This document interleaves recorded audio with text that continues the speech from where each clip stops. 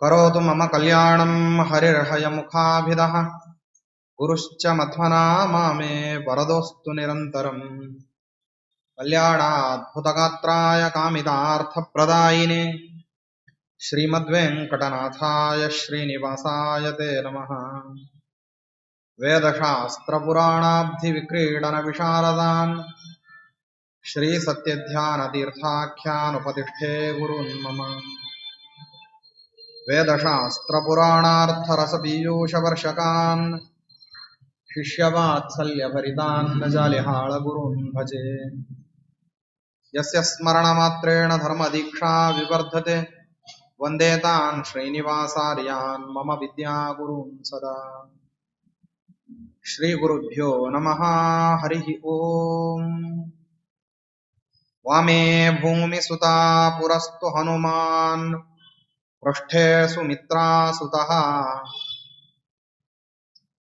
शत्रुघ्नो भरतश्च पार्श्वदलयोर्वायुवादिकोणेषु च सुग्रीवश्च विभीषणश्च युवराट् तारासुतो जाम्बवान् मध्ये नील सरोजकोमलरुचिं रामं भजे श्यामलम्। ಶ್ರೀ ಗುರುಭ್ಯೋ ಪರಮಾತ್ಮ ದೇಹರಾಮಾಯಣವನ್ನು ಹೇಳಿ ಸೀತಾದೇವಿಗೆ ಅರ್ಥ ಆಯ್ತಾ ಅಂತ ಕೇಳ್ದ. ಸೀತಾದೇವಿ ಪೂರ್ವದ ಘಟನೆಗಳನ್ನೆಲ್ಲವನ್ನು ಕೂಡ ತಳಕ ಹಾಕಿ ಹೇಗೊಬ್ಬ ವ್ಯಕ್ತಿ ವಿವೇಕಿಯಾಗಿದ್ದ ಅಂತಂದ್ರೆ ತನಗೆ ಬಂದಿರತಕ್ಕಂತಹ ಕಷ್ಟ ಕಾರ್ಪಣ್ಯಗಳನ್ನೆಲ್ಲವನ್ನು ಲೀಲಾಜಾಲವಾಗಿ ದಾಟ್ತಾನೆ. ವಿವೇಕ ಇರ್ಲಿಲ್ಲ ಅಂದ್ರೆ ಮನುಷ್ಯ ದುಃಖದಲ್ಲಿ ಮುಳುಗುತ್ತಾನೆ. ವಿವೇಕ ಇದ್ರೆ ದುಃಖದಿಂದ ಸುಲಭವಾಗಿ ಹೊರಗೆ ಬರ್ತಾನೆ. ಯಾಕೆ ಅಂದ್ರೆ ವಿವೇಕ ಇದ್ದವನಿಗೆ ಮುಂದೆ ಏನ್ ಮಾಡ್ಬೇಕು ಅಂತ ಗೊತ್ತಿರುತ್ತೆ. ಅವನಿಗೆ ದುಃಖ ಬಂದ್ರೂ ಏನಾಗೋದಿಲ್ಲ, ದುಃಖ ಅವನನ್ನು ಹಿಡಿದು ಇಟ್ಕೊಳ್ಳೋದಿಲ್ಲ. ಯಾಕೆಂದ್ರೆ ವಿವೇಕ ಅಷ್ಟು ಪಕ್ವ ಆಗಿರ್ತದೆ. ವಿವೇಕದ ಪಕ್ವತಾನೇ ಇರೋದು. ವ್ಯಕ್ತಿ ಯಾವಾಗ ವಿವೇಕಹೀನನಾಗ್ತಾನೆ ಆಗ ದುಃಖದ ಹಿಡಿತದಲ್ಲಿ ಇವನ್ ಸಿಕ್ಕಿಬಿಡ್ತಾನೆ. ಅದಕ್ಕಾಗಿಯೇನೆ ಮಾರೀಚ ಏನ್ ಮಾಡ್ದ ಅಂತಂದ್ರೆ ತಾನು ಲೋಭದ ನಿಮಿತ್ತವಾಗಿ ಅಂದ್ರೆ ರಾವಣನ ಕಾರ್ಯವನ್ನ ಸಾಧಿಸಿದೆ ಅಂತನ್ನುವಂತಹ ಕೀರ್ತಿ ಲೋಭದ ನಿಮಿತ್ತವಾಗಿ ರಾವಣ ಭಯಪಡಿಸಿದ ಅಂತನ್ನೋ ನಿಮಿತ್ತಕ್ಕೋಸ್ಕರ ಇವನು ಹೋದ. ಯೋಚನೆ ಮಾಡಿ, ಇಲ್ಲಿ ಮಾರೀಚನೂ ಇದ್ದಾನೆ, ಜಟಾಯುನೂ ಇದ್ದಾನೆ, ಇಬ್ಬರಿಗೂ ಪ್ರಾಣ ಹೋಗಿದೆ. ಮಾರೀಚನಿಗೆ ಪರಮಾತ್ಮನ ಹತ್ರ ಹೋಗಿದೆ, ಜಟಾಯುವಿಗೆ ರಾವಣನ ಹತ್ರ ಹೋಗಿದೆ. ಇಬ್ರು ಪ್ರಾಣವನ್ನ ಪಣವಾಗಿಟ್ಟು ತಮ್ಮ ಕೆಲಸವನ್ನ ಮಾಡಿದ್ದಾರೆ. ವ್ಯತ್ಯಾಸ ಏನು ಅಂದ್ರೆ ಮಾರೀಚ ರಾವಣನಿಗೋಸ್ಕರವಾಗಿ ರಾಮನ ಹತ್ರ ಸತ್ತ. ಜಟಾಯು ರಾಮನಿಗೋಸ್ಕರವಾಗಿ ರಾವಣನ ಹತ್ರ ಸತ್ತ. ಸಾಯೋದನ್ನೋದು ಇಬ್ಬರಿಗೂ ಗೊತ್ತಿದೆ. ಜಟಾಯುವಿಗೆ ಗೊತ್ತಿದೆ ತಾನು ತುಂಬಾ ದುರ್ಬಲ, ತನಕ್ಕಿಂತಲೂ ಕೋಟ್ಯಾವಧಿ ಪಟ್ಟು ಪ್ರಬಲನಿದ್ದಾನೆ ರಾವಣ, ಇವನ್ ಜೊತೆಗೆ ಯುದ್ಧ ಮಾಡ್ಲಿಕ್ಕೆ ಹೋದ್ರೆ ನನ್ನ ಪ್ರಾಣ ಹೋಗ್ತದೆ ಅಂತ ಗೊತ್ತಿದ್ರೂ ಹೋಗಿ ಅವನೊಂದಿಗೆ ಯುದ್ಧ ಮಾಡ್ತಾನೆ. ಮಾರೀಚನಿಗೂ ಅಷ್ಟೇ, ನಾನೇನಾದ್ರೂ, ಯಾಕಂದ್ರೆ ಹಿಂದೆ ಹೊಡೆತ ತಿಂದಿದ್ ನೆನಪಿದೆ, ಹೇಳ್ತಾನೆ ಕೂಡ. ರಾವಣನಿಗೆ ವಿವೇಕ ಹೇಳ್ಬೇಕಾದ್ರೆ ಮಾರೀಚ ಹೇಳ್ತಾನೆ, ನೀ ಏನ್ ನನ್ನನ್ನು ಯಾವ್ದಕ್ ಪ್ರಲೋಭನ ಮಾಡ್ತಾ ಇದ್ದೀಯಲ್ಲ, ನೀನು ಪ್ರಲೋಭನ ಮಾಡಿರ್ತಕ್ಕಂತಹ ಕಾರ್ಯಕ್ಕೆ ನಾನು ಮುಂದಾದೆ ಅಂತಾದ್ರೆ ನಾನು ಪ್ರಾಣ ಕಳ್ಕೋಬೇಕಾಗ್ತದೆ ಅಂತ ಹೇಳ್ತಾನೆ ಮಾರೀಚ. ಅಂದ್ರೆ ಅವನಿಗೆ ಮೃತ್ಯು ಎದುರಿಗೆ ಬರ್ತಿರೋದು ಕಾಣ್ತಾ ಇದೆ. ಆಕಸ್ಮಿಕವಾಗಿ ರಾವಣ ಪ್ರಲೋಭನೆಯನ್ನು ಒಡ್ಡಿಬಿಟ್ಟ, ಅದಕ್ಕೋಸ್ಕರವಾಗಿ ಮಾರೀಚ ಹೋದ? ಇಲ್ಲ, ಹಾಗಾಗಿಲ್ಲ. ಮಾರೀಚನಿಗೂ ರಾವಣನಿಗೂ ಸಾಕಷ್ಟು ಸಂವಾದ ನಡೀತದೆ, ಸಾಕಷ್ಟು ವಾಗ್ವಾದ ನಡೀತದೆ. ಮಾಡುವ ರಾವಣ ರೂಪವನ್ನ ತಾಳಿ ಪ್ರಲೋಭನಗೊಳಿಸುವಂತ ಯಾರನ್ನ ಪ್ರಲೋಭನೆ ಮಾಡಬೇಕು ಅಂತ ನೀನು? ಯಾವನು ಜ್ಞಾನದಿಂದ ದುರ್ಬಲನಿರ್ತಾನೆ, ಶಕ್ತಿಯಿಂದ ದುರ್ಬಲನಿರ್ತಾನೆ, ಸಂಘಕ್ಕೆ ವಶೀಕೃತ ಮಾಡ್ತಾನೆ, ಅವನು ಮಾತ್ರ ಏನಾಗ್ತಾನೆ ಅಂದ್ರೆ ರಾಕ್ಷಸಿ ಮಾಯ ಒಳಗ ಸಿಕ್ಕ ಹಾಕೊಳ್ಳೋನು. ನಾವು ಮಾಡಿದ್ವಿ, ಸೀತಾದೇವಿ ಕೇಳಿದ್ಲು, ರಾಮಚಂದ್ರನ ಮಾತ್ರ ಬೆನ್ನಟ್ಟಿದ್ದ ಸೀತಾಪಹರಣ ಯಶಸ್ವಿ ಆದಿ ಅಂತ. ಈ ಸೀತಾಪಹರಣ ಆಗೋದು ರಾಮಚಂದ್ರನಿಗೆ ಗೊತ್ತಿರ್ಲಿಲ್ಲ ಅಂತ ನೀನೇನಾದ್ರೂ ಭಾವಿಸ್ಕೊಂಡ್ರೆ ಇನ್ನೊಬ್ಬವನಿಲ್ಲ. ಯಾಕೆ ಅಂದ್ರೆ ಶ್ರೀಮದಾಚಾರ್ಯ ಹೇಳ್ಕೊಡ್ತಾರೆ, ಜಗತ್ತಿನಲ್ಲಿ ಯಾರ ಜೀವೋತ್ತಮರು ನಿರ್ಣಯ ಮಾಡ್ಬೇಕಾದ್ರೆ ಬ್ರಾಹ್ಮಣರಲ್ಲಿ ಜ್ಞಾನವೇ ಇದಕ್ಕೆ ಮಾನದಂಡ, ಕ್ಷತ್ರಿಯರಲ್ಲಿ ಬಲ ಮಾನದಂಡ ಅಂತ ಹೇಳ್ತಾರೆ. ರಾಮನ ಬಲ ಎಷ್ಟು ಅನ್ನುವಂತಹ ರುಚಿ ಮಾರೀಚನಿಗೆ ಗೊತ್ತಿಲ್ಲದೆ ಏನಿಲ್ಲ. ಒಂದು ಹೊಡೆತಕ್ಕೆ ಸಿದ್ಧಾಶ್ರಮದಿಂದಾಗಿ ದಕ್ಷಿಣ ಸಮುದ್ರಕ್ಕೆ ಹೋಗಿ ಬಿದ್ದಿದ್ದಾನೆ. ಇಷ್ಟು ಹೊಡೆಯುವಂತಹ ಸಾಮರ್ಥ್ಯ ವ್ಯಕ್ತಿ ನಾನೇನಾದ್ರೂ ಆಕಸ್ಮಿಕವಾಗಿ ಸುಳಿದಾಡಿದ್ರೆ ನನ್ನನ್ನ ಕೊಲ್ಲಬೇಕು ಅಂತ ಅಪೇಕ್ಷೆ ಪಟ್ರೆ ರಾಮಚಂದ್ರ ಇದ್ದಲ್ಲಿಂದ ಎದ್ದು ಬರೋದು ಬೇಕಾಗಿಲ್ಲ. ಅಷ್ಟು ಸುಲಭವಾಗಿ ವೃಥಾ ನೀ ಏನೋ ಉಪಾಯ ಮಾಡ್ತಿ, ನಾನು ಅದಕ್ಕೆ ಒಪ್ಕೊಂಡೆ, ನಾನು ಅದಕ್ಕೆ ಹುಂಗುಟ್ಟಿದೆ, ನಾನು ಅದನ್ನ ಮಾಡ್ಲಿಕ್ಕೆ ಹೊರಟೆ ಅಂದ್ರೆ ಅದು ವಾಸ್ತವದಲ್ಲಿ ರಾಮನಿಗೆ ಗೊತ್ತಿಲ್ಲದೆ ಇರೋ ನನ್ನ ಉಪಾಯ ಅಲ್ಲ, ರಾಮನಿಗೆ ಚೆನ್ನಾಗಿ ಗೊತ್ತಿರ್ತಕ್ಕಂತಹ ನನ್ನ ಉಪಾಯ. ಅಂದ್ಮೇಲೆ ಏನಾಗ್ತದೆ, ಈ ಉಪಾಯಕ್ಕೆ ಪ್ರತಿಫಲ ನನ್ನ ಮರಣ. ಆಯ್ತಾ? ಇದನ್ನ ಮಾರೀಚ ಸ್ವಯಂ ಹೇಳ್ತಾನೆ, ವಾಲ್ಮೀಕಿ ರಾಮಾಯಣದಲ್ಲೂ ಇದೆ ಇದು. ಅಂದ್ಮೇಲೆ ಅವನಿಗೆ ಇದು ದ್ರೋಹಕರವಾದಂತಹ ವ್ಯಾಪಾರ ಅಲ್ಲ ಅಂತ ಏನ್ ಗೊತ್ತಿಲ್ಲ ಅನ್ನುವಂಥದ್ದಲ್ಲ. ಕೆಲವರಿಗೆ ಪ್ರಲೋಭನೆಯನ್ನ ಮಾಡಿದಾಗ ಮುಂದಿನ ಅನರ್ಥದ ಬಗ್ಗೆ ಇಲ್ದೇನೆ ತಪ್ಪು ಮಾಡ್ತಾರೆ. ಕೆಲವರು ಪರಿಚಯ ತಪ್ಪು ಮಾಡ್ತಾ ಇಲ್ಲ, ಪರಿಚಯ ಇದ್ದು ತಪ್ಪು ಮಾಡ್ತಾನೆ. ಜ್ಞಾನದಿಂದ ತಪ್ಪುಗಳು ನಡೆದ್ರೆ ಅವಾಗ ಏನಂತಾರೆ, ಜ್ಞಾನ ತಂದುಕು ಅಂತ ಹೇಳಿ ಬೈಬಹುದು, ಅವಳಿಕೆ ಹೇಳಬಹುದು, ಮಾಡಿದ್ದಾನೆ ಉದ್ದೇಶ ಅದಿರ್ಲಿಲ್ಲ ಅನ್ಬೋದು. ಇಲ್ಲಿ ಹಾಗಲ್ಲ, ಉದ್ದೇಶ ಏನಿದೆ ಅಂತಂದ್ರೆ ರಾಮಚಂದ್ರನ ದಿಕ್ಕನ್ನ ತಪ್ಪಿಸಿ ಸೀತಾಪಹರಣ ಮಾಡ್ತೀನಿ.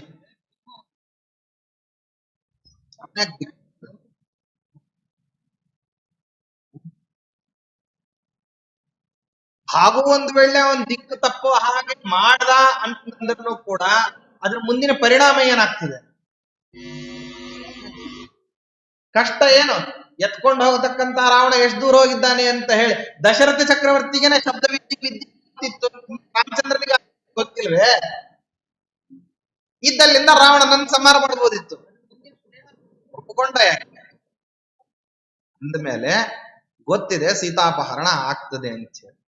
ಅದು ರಾಮಚಂದ್ರನಿಗೆ ಅಷ್ಟೇ ಅಲ್ಲ, ಮಾರೀಚನಿಗೂ ಗೊತ್ತಿದೆ. ಅಂದಮೇಲೆ ದುರುದ್ದೇಶದಿಂದಾಗಿ ಏನ್ ಮಾಡ್ದ ಅಂದ್ರೆ ಈ ಕಾರ್ಯಕ್ರಮವನ್ನ ಮಾಡ. ಅದಕ್ಕಂತಾಳವಳು ಮೃಗ ಮಾರೀಚ ಘಾತೋತ್ರ ಶುದ್ಧ ಮಾಯಾ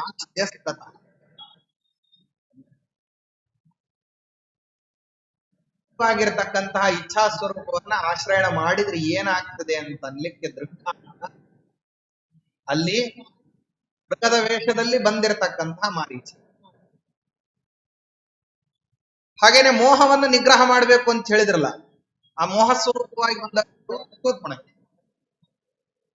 ಅವಳನ್ನ ನಿಗ್ರಹ ಮಾಡಿದ್ದಾಯ್ತು, ಮಾರೀಚನ ನಿಗ್ರಹ ಆಯಿತು.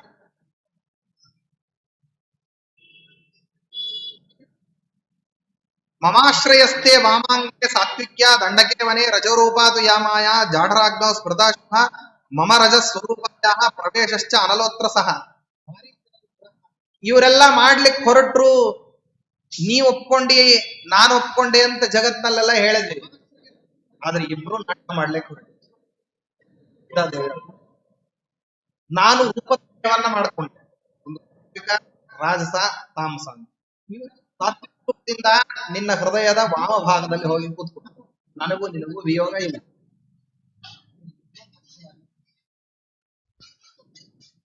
ಇದು ಮೊದಲನೇದು. ನಿನ್ನಿಂದ ನನಗಾಗ್ಲಿ, ನನ್ನಿಂದ ನಿನಗಾಗ್ಲಿ ವಿಯೋಗ ಇಲ್ಲ. ಮತ್ತ ರಜೋ ರೂಪದಿಂದ ಏನ್ ಮಾಡಿದೆ ಅಂತಂದ್ರೆ ಕೈಲಾಸ ಪರ್ವತಕ್ಕೆ ಹೊರಟೋದೆ. ರುದ್ರದೇವ್ರ ಪೂಜಾ ಮಾಡ್ತೀನಿ ಹೇಳಿ ರುದ್ರದೇವರು ನನ್ನ ಪೂಜಾ ಮಾಡ್ಲಿಕ್ಕೆ ಅಂತ ಹೇಳಿ ಕರೆದಿದ್ರು, ಹೋದೆ. ರೂಪದಿಂದಾಗಿ ಛಾಯಾ ರೂಪದಿಂದ ಏನ್ ಮಾಡಿದ್ದೆ ಅಂತಂದ್ರೆ ಒಂದು ಆವೇಶವನ್ನ ಬೊಂಬೆಯಲ್ಲಿ ಇಟ್ಟೆ. ಆ ಬೊಂಬೆಯಲ್ಲಿ ಇನ್ನಿಬ್ರು ಬೇರೆ ಬೇರೆಯವರು ಬೇರೆ ಕಾರಣ, ಒಬ್ರು ಇಂದ್ರದೇವರು. ಅವ್ರಿಗೇನಿತ್ತು ಅಂದ್ರೆ ಅಪಾರವಾದಂತಹ ದ್ವೇಷ ಇತ್ತು. ಯಾರ ಮೇಲೆ? ರಾವಣನ ಮೇಲೆ. ಕಾರಣ ಏನು ಅಂದ್ರೆ ತಮ್ಮ ತ್ರಿಲೋಕಾಧಿಪತ್ಯದಲ್ಲಿ ಎಲ್ಲಾ ವಿಧವಾದಂತಹ ಕಾರ್ಯಗಳು ಕೂಡ ರಾವಣ ಅಂತನ್ನುವಂತಹ ವಿಘ್ನಕ್ಕೋಸ್ಕರವಾಗಿ ಸರ್ವವೂ ಅಸುಖವಾಗಿ ನಡೀತಾ ಇತ್ತು. ಅವರು ಅಧಿಕಾರದಲ್ಲಿರುವಂಥವ್ರು ಇಂದ್ರದೇವರು. ತಮ್ಮ ಅಧಿಕಾರಾವಧಿಯಲ್ಲಿ ಸರ್ವಾನರ್ಥಗಳನ್ನ ತಮ್ಮ ಹೆಸರಿನಲ್ಲಿ ರಾವಣ ಮಾಡ್ತಾ ಇದ್ದಾನೆ. ಅನರ್ಥ ಆದ್ರೆ ಇಂದ್ರದೇವರ ಹೆಸರು, ಸರಿ ಹೋದ್ರೆ ರಾವಣನಿಗೆ ಕೀರ್ತಿ. ಇದನ್ನ ನೈರಂತರ್ಯ ಇಂದ್ರದೇವರ ಸರಿಯಾದ ರಾವಣನ ಕೀರ್ತಿ ಹೋದ್ರೆ ಅನರ್ಥ ತಲೆ ಕೊಡಬೇಕದ. ಪ್ರಕೃತಿಯಲ್ಲಿ ಏನೇನು ವಿಪರಿಣಾಮಗಳಾಗ್ತಿದ್ದಾವೆ, ಯಾರ್ಯಾರು ಅಸಾಧಕರು ಸಾಧಕರಾಗ್ತಿದ್ದಾರೆ, ಸಾಧಕರು ಸಾಧನೆಯನ್ನ ಬಿಡ್ತಾ ಇದ್ದಾರೆ, ಇದೆಲ್ಲವೂ ಅನರ್ಥ ಯಾರಿಂದ ನಡೀತಿದೆ ಅಂದ್ರೆ ರಾವಣ ಇದೆ. ಹೋಗ್ಲಿ, ರಾವಣ ಮಾಡಿದ್ಮೇಲೆ ತನ್ನ ಹೆಸರು ಹೇಳ್ತಾನೋ ಇಲ್ಲ, ಇದೆಲ್ಲ ಇಂದ್ರದೇವರಿಂದ ಆಗ್ತಾನೆ. ಕೋಪ ಇದ್ದವ್ರಿಗೆ ಇಂದ್ರದೇವರಿಗೆ. ಅದಕ್ಕಾಗಿ ಏನ್ ಮಾಡಿದ್ರು, ನಿನ್ನ ವಧವನ್ನ ನಾನೇ ಸಾಧಿಸ್ತೀನಿ ಅಂತ. ನನ್ನ ನಿಮಿತ್ತವಾಗಿ ಏನಾಗ್ಬೇಕು, ನಿನ್ನ ವಧ ಆಗ್ಬೇಕು. ಅದಕ್ಕಾಗಿ ಆ ಸೀತಾದೇವಿಯ ದೇಹದಲ್ಲಿ ಇಂದ್ರದೇವರು ಹೋಗಿ ಸೇರ್ಕೊಂಡು ಇನ್ನೊಬ್ಳು ಕಾಯ್ತಾ ಇದ್ಲು, ಋಷಿಪುತ್ರಿ ಆಗಿರ್ತಕ್ಕಂತ ವೇದವತಿ. ಅವಳಿಗೆ ಅಪಾರವಾದಂತಹ ದುಃಖ ಇತ್ತು. ಯಾಕೆಂದ್ರೆ ಪರಮಾತ್ಮ ಗಂಡ ಆಗ್ಬೇಕು ಅಂತ ತಪಸ್ಸೆ ಮಾಡ್ತಾ ಇದ್ಲು. ರಾವಣ ಬಂದು ವಿಘ್ನ ಮಾಡಿದ. ದೇಹ ಅಶುದ್ಧ ಆಯ್ತು ಸ್ಪರ್ಶ ಮಾಡಿದ್ದಕ್ಕೆ. ದೇಹ ಅಶುದ್ಧ ಆಯ್ತು ಅಂತ ಹೇಳಿ ಅಗ್ನಿಯಲ್ಲಿ ಹಾರಿ ಪ್ರಾಣ ಬಿಡಬೇಕು. ಪುನರವತಾರವನ್ನ ಮಾಡೋದೇ ನಿನ್ನ ಸಂಹಾರ ಮಾಡ್ಲಿಕ್ಕೆ ಕೇಳಿದ್ರು. ಇಲ್ಲ, ಮುಂದಿನ ಜನ್ಮ ಅಂತ ಅನ್ನೋದಿದೆ, ಅವ ಹುಟ್ಟಿ ಬರ್ತೀನಿ. ಏನ್ ಕಾರ್ಯ ಅಂದ್ರೆ ಜನ್ಮ ಪ್ರಕೃತಿ ಒಂದೇ ಕೆಲಸ, ಸಾಯೋ ತನಕ. ಏನಂದ್ರೆ ನಿನ್ನನ್ನ ಸಂಹಾರ ಮಾಡೋ ವ್ಯವಸ್ಥೆ ಮಾಡೋ. ಅದಕ್ಕಾಗಿ ಅವಳು ಬಂದು ಸೇರ್ಕೊಂಡು ಸೀತಾದೇವಿ ಏನ್ ಇಟ್ಟಿದ್ಲು, ಸುಮ್ಮನೆ ತಂದು ಸನ್ನಿಧಾನ ಮಾತ್ರ ಇಟ್ಟಿದ್ಲು. ಇವರಿಬ್ರು ಸಾಕ್ಷಾತ್ತಾಗಿ ಬಂದು ಸೇರ್ಕೊಂಡು ರಾವಣನ ವಧ ಆಗೋ ತನಕನೂ ಕೂಡ ಅಲ್ಲಿಂದ ಇಬ್ರು ಆ ದೇಹದಿಂದ ಕದಲಿಲ್ಲ. ರಾವಣನ ವಧ ಆಗ್ತಿರೋ ಹಂಗೆ ಇಂದ್ರದೇವರು ಎದ್ದೋಗ್ರು, ಕಾರ್ಯಸಾಧನೆ ಆಗ್ಬಿಟ್ಟು. ವೇದವತಿ ದೇವಿ ಅಲ್ಲೇ ಕೂತ್ಕೊಂಡ್ಲು. ಅಗ್ನಿ ಪ್ರವೇಶ ಆದ್ಮೇಲೆ ವೇದವತಿ ಹತ್ತಿರದಲ್ಲಿ ಹೇಳಿ ಪರಮಾತ್ಮ ಮಾಡ್ಕೊಂಡ್ರೆ ಮುಂದಿನ ಜನ್ಮದಲ್ಲಿ ಮಾಡ್ಕೊಂತೀವಿ ಪರಮಾತ್ಮ ವರ ಕೊಟ್ಟ. ಆದ್ರಿಂದಾಗಿ ನಿನ್ನ ನಾಟಕವನ್ನ ಮುಂದುವರಿಸ್ಬೇಕಾಗಿತ್ತು. ಏನಂತ, ನನ್ನ ಅಪಹರಣ ನಡೆದಿದೆ ಅಂತ ಜಗತ್ತಿನಲ್ಲಿ ಪ್ರಸಿದ್ಧಿ ಬರಲಿಕ್ಕೆ ನಾಟಕ ಮಾಡೋನಿಗೆ ರಂಗಮಂಚದಲ್ಲಿ ಯಾರೇನ್ ಮಾಡ್ತಿದ್ದಾರೆ ಅಂತ ಅನ್ನೋದು ಗೊತ್ತಿರ್ತದೆ. ಅಭಿನಯ ತುಂಬಾ ಚೆನ್ನಾಗಿದ್ದಕ್ಕೋಸ್ಕರ ಪ್ರೇಕ್ಷಕ ಅದನ್ನು ನೋಡಿ ಭಾವಾಭಿವ್ಯಕ್ತಿಯನ್ನ ಮಾಡ್ತಾನೆ, ಕಣ್ಣೀರಾಗ್ತಾನೆ, ನಗುತ್ತಾನೆ, ಇದೆಲ್ಲ ನಡೀತದೆ. ಆದ್ರೆ ನಿರ್ದೇಶಕರಿಲ್ಲ. ಯಾಕೆ? ಚೆನ್ನಾಗಿ ಅಭಿನಯ ಮಾಡುವಂತ ಅವನೇ ಹೇಳ್ತಿರ್ತಾನೆ. ಆದ್ರಿಂದ ಅವ ಅಳೋದಿಲ್ಲ. ಅವನೇನ್ ಮಾಡ್ತಾನೆ, ನೋಡ್ಬಿಟ್ಟ ಅಭಿನಯವನ್ನ ಆನಂದ ಪಡ್ತಾನ. ಹೆಂಗ್ ಚೆನ್ನಾಗಿ ನಟಿಸ್ತಾ ಇದ್ದಾನೆ ಅಂತ ಹೇಳಿ. ಆದ್ರಿಂದ ಇದು ಪೂರ್ವ ನಿಯೋಜಿತವಾದಂತಹ ಸಿದ್ಧತೆ ಇರ್ತದೆ. ವಿವೇಕ ಪೂರ್ವಕವಾಗಿ ಈ ಕೆಲಸ ಮಾಡಬೇಕು ಅಂತ ಹೇಳಿ ಬುದ್ಧಿಪೂರ್ವಕವಾಗಿ ಆ ಕೆಲಸ ಮಾಡ್ಬೇಕು. ಏನು? ಸೀತಾಪಹರಣ ನಡೀಬೇಕು. ನಿನಗೂ ಗೊತ್ತು, ನನಗೂ ಗೊತ್ತು. ಆದ್ರಿಂದಾಗಿ ಮತ್ತೆ ಅಡ್ಡ ಬಂದವರು ಯಾರು? ಲಕ್ಷ್ಮಣ ಅಡ್ಡ ಬಂದ. ಸೀತಾಪಹರಣ ಆಗಬಾರದು ಅಂತ. ಅದಕ್ಕಾಗಿ ಏನ್ ಮಾಡ್ದ, ಸೀತಾದೇವಿ ಹೇಳಿದ್ದು, ಮಾರೀಚ ಕೂತಿರ್ಬೇಕಾದ್ರೆ ಹಾ ಲಕ್ಷ್ಮಣ ಹಾ ಸೀತೆ ಅಂತ ರಾಮನ ಧ್ವನಿಯಲ್ಲಿ ಕೂಗಿದ್ರೆ ಸೀತಾದೇವಿ, ರಕ್ಷಣೆ ಮಾಡಿ ಹೋಗಿ ನಿಮ್ಮ ಅಮ್ಮಣ್ಣನ, ನಮ್ಮಣ್ಣನ್ ರಕ್ಷಣೆ ಮಾಡ್ಬೇಕ ಅಂತ ನಂದ. ಬೈಲಿ ಏನಂತ ಲಕ್ಷ್ಮಣನಿಗೆ, ನಿನಗ್ ನನ್ ಮೇಲೆ ಅಭಿಲಾಷೆ ಇದ್ದಕ್ಕೋಸ್ಕರ ನೀ ಎದ್ದೋಗ್ತಿಲ್ಲ ಅಂತ. ಯಾವಾಗ ಇವಳು ಈ ರೀತಿ ಬೈತ ಅವಾಗ ಕೈ ಕೊಡ್ತಾವನಿಗೆ ಲಕ್ಷ್ಮಣನಿಗೆ. ಜಗತ್ತಲ್ಲಿ ಕೆಲವರಿಗೆ ಕೆಲವು ವ್ಯಾಮೋಹ ಇರುತ್ತೆ. ಕೆಲವರಿಗೆ ಕೀರ್ತಿ ಕಾಮನ ಅಂದ್ರೆ ತಮ್ಮ ಚರಿತ್ರೆ ಎಂಬುದು ಆಗಿರ್ಬೇಕು. ಇನ್ನೊಬ್ರು ಯಾರು ಅಲ್ಲಿ ಬೆರಳ ಮಾಡಿ ತೋರಿಸಬಾರ್ದು ಅಂತ ಅನೇಕರಿಗೆ ಇರುತ್ತೆ. ಬಟ್ಟೆ ಬೈಕೆನೆ ತಪ್ಪೇನಲ್ಲ. ಆದ್ರೆ ಆ ಬೈಕಿ ಎಷ್ಟರ ಮಟ್ಟಿಗೆ ಇತ್ತು ಅಂತಂದ್ರೆ ಪರಮಾತ್ಮ ಮೊದಲ ಆದೇಶವನ್ನು ಮಾಡಿದ್ದ, ನೀನು ಆಕಸ್ಮಿಕವಾಗಿಯೂ ಆಶ್ರಮವನ್ನು ಬಿಟ್ಟು ಹೋಗ್ಬೇಡ, ಸೀತಾದೇವಿಯನ್ನು ಬಿಟ್ಟು ಹೋಗ್ಬೇಡ ಅಂತ ಹೇಳಿದ್ದ. ಸೀತಾದೇವಿಗೆ ಅಪವಾದದ ಮಾತುಗಳನ್ನು ಆಡಿದ ತಕ್ಷಣ ಲಕ್ಷ್ಮಣನಿಗೆ ವಿವೇಕ ಕೈ ಕೊಡ್ತು. ಅಂದ್ರೆ ತಮ್ಮಣ್ಣನ ಆದೇಶ ಬಹಳ ಗುರುತರವಾದಂತಹದ್ದು ಅಂತ ಜನ್ಮ ಪ್ರವೃತ್ತಿ ಅಲ್ಲಿವರೆಗೆ ಪರಿಪಾಲನೆ ಮಾಡಿಕೊಂಡು ಬಂದಿರತಕ್ಕಂತ ಲಕ್ಷ್ಮಣನಿಗೆ ಅವತ್ತೇನಾಯ್ತು ಅಂತಂದ್ರೆ, ಇವಳು ಹೀಗೆ ಮಾತಾಡಿದ್ಲು ಅಂದ್ರೆ ಇತಿಹಾಸದಲ್ಲಿ ನನ್ನನ್ನೆಲ್ಲರೂ ಕಳಂಕಿತನನ್ನಾಗಿ ನೋಡುತ್ತಾರೆ. ಸೀತಾದೇವಿ ನಾಳೆ ಯಾರ ಮುಂದೆ ಬೇಕಾದ್ರೆ ಹೇಳ್ಬೋದು, ಮೈದನ ನನ್ನ ಗಂಡನ ಪ್ರಾಣಾತ್ಯೆಯ ಸಮಯದಲ್ಲಿ ಏನ್ ಮಾಡಿಲ್ಲ, ಸಹಾಯ ಮಾಡ್ಲಿಲ್ಲ. ಇವ ಸಹಾಯ ಮಾಡಿದ್ರೆ ನನ್ನ ಗಂಡ ಬದುಕಿದ್ದ, ಏನ್ ಗತಿ ಅಂತ ಯೋಚನೆ ಮಾಡ್ದ. ವಿವೇಕ ಕೈ ಕೊಡ್ತು. ಪರಮಾತ್ಮನಿಗೆ ಆಗೋದಿಲ್ಲ ಅಂತನ್ನುವಂತ ವಿವೇಕ ಇರ್ಲಿಲ್ವೇ? ಜನಸ್ಥಾನದಲ್ಲಿ ಲಕ್ಷಾವಧಿ ವ್ಯಕ್ತಿಗಳನ್ನ ಪರಮಾತ್ಮ ಸಂಹಾರ ಮಾಡೋದು ಕಾರ್ಯ ನೋಡಿರ್ಲಿಲ್ವೇ? ವಿವೇಕ ಚ್ಯುತ ಆಯ್ತು. ಸೀತಾದೇವಿ ತನ್ನ ನಟನೆಯನ್ನ ಅಚ್ಚುಕಟ್ಟಾಗಿ ನಿರ್ವಹಣೆ ಮಾಡಿದ್ರು. ಎದ್ದು ಹೋದ. ಕೀರ್ತಿ ಕಾಮನಕ್ಕೂ ವಿವೇಕ ಹೋಗ್ತದೆ. ಅದಕ್ಕೆ ದೃಷ್ಟಾಂತ ಯಾರು? ಲಕ್ಷ್ಮಣ. ಕೀರ್ತಿ ಕಾಮನದಿಂದಾಗಿ ಅಪಕೀರ್ತಿ ಬರಬಾರದು ಅಂತನ್ನೋದಕ್ಕಾಗಿ ತಾನೇನ್ ಮಾಡ್ದ. ಅಂದ ಮೇಲೆ ಪರಮಾತ್ಮ ಕೇಳ್ದ, ನಾ ಆಜ್ಞಾ ಮಾಡಿದ್ನಲ್ವೇ ನಿಂಗೆ ಎದ್ದು ಬರ್ಬೇಡ, ಯಾಕೆ ಬಂದಿ? ಸೀತಾದೇವಿ ಈ ರೀತಿ ಹೇಳಿದ್ಲು ಅಂತ ಯಾಕೋ ಆ ರೀತಿ ಅಪವಾದ ಬರ್ಲಿಕ್ಕೆ ಅವಕಾಶ ಆಗತ್ತೆ? ನಾನಿರ್ಬೇಕಾದ್ರೆ ಆ ರೀತಿ ಅವಳು ಹೇಗೆ ಹೇಳ್ತಾಳೆ? ನೀ ಇಲ್ಲೇ ಹೋದ್ರೆ ಅಂತ ಮಾಡ್ಬೇಕು. ಆಗ ಸಾಧ್ಯವೇ? ಸರ್ವತಂತ್ರ ಸ್ವತಂತ್ರನೂ ನಿಖಿಲಗುಣ ಪರಿಪೂರ್ಣನೂ ದೋಷಗಂಧ ವಿಧುರನೂ ಆಗಿರತಕ್ಕಂತಹ ಪರಮಾತ್ಮನ ಹತ್ತಿರದಲ್ಲಿ ನೀನಿಲ್ಲದೆ ಹೋದ್ರೆ ಅಂತನೋ ಪ್ರಶ್ನೆ ಬರ್ತದ. ಕೆಲವರಿಗೆಲ್ಲ ದೇವ್ರು ಕಾಪಾಡ್ತಾನೆ ಅಂತ, ಕಾಪಾಡದೆ ಹೋದ್ರೆ ಹಾಗೆ ಇನ್ಶೂರೆನ್ಸ್ ಮಾಡಿಸ್ಕೊಳ್ಳೋಣ.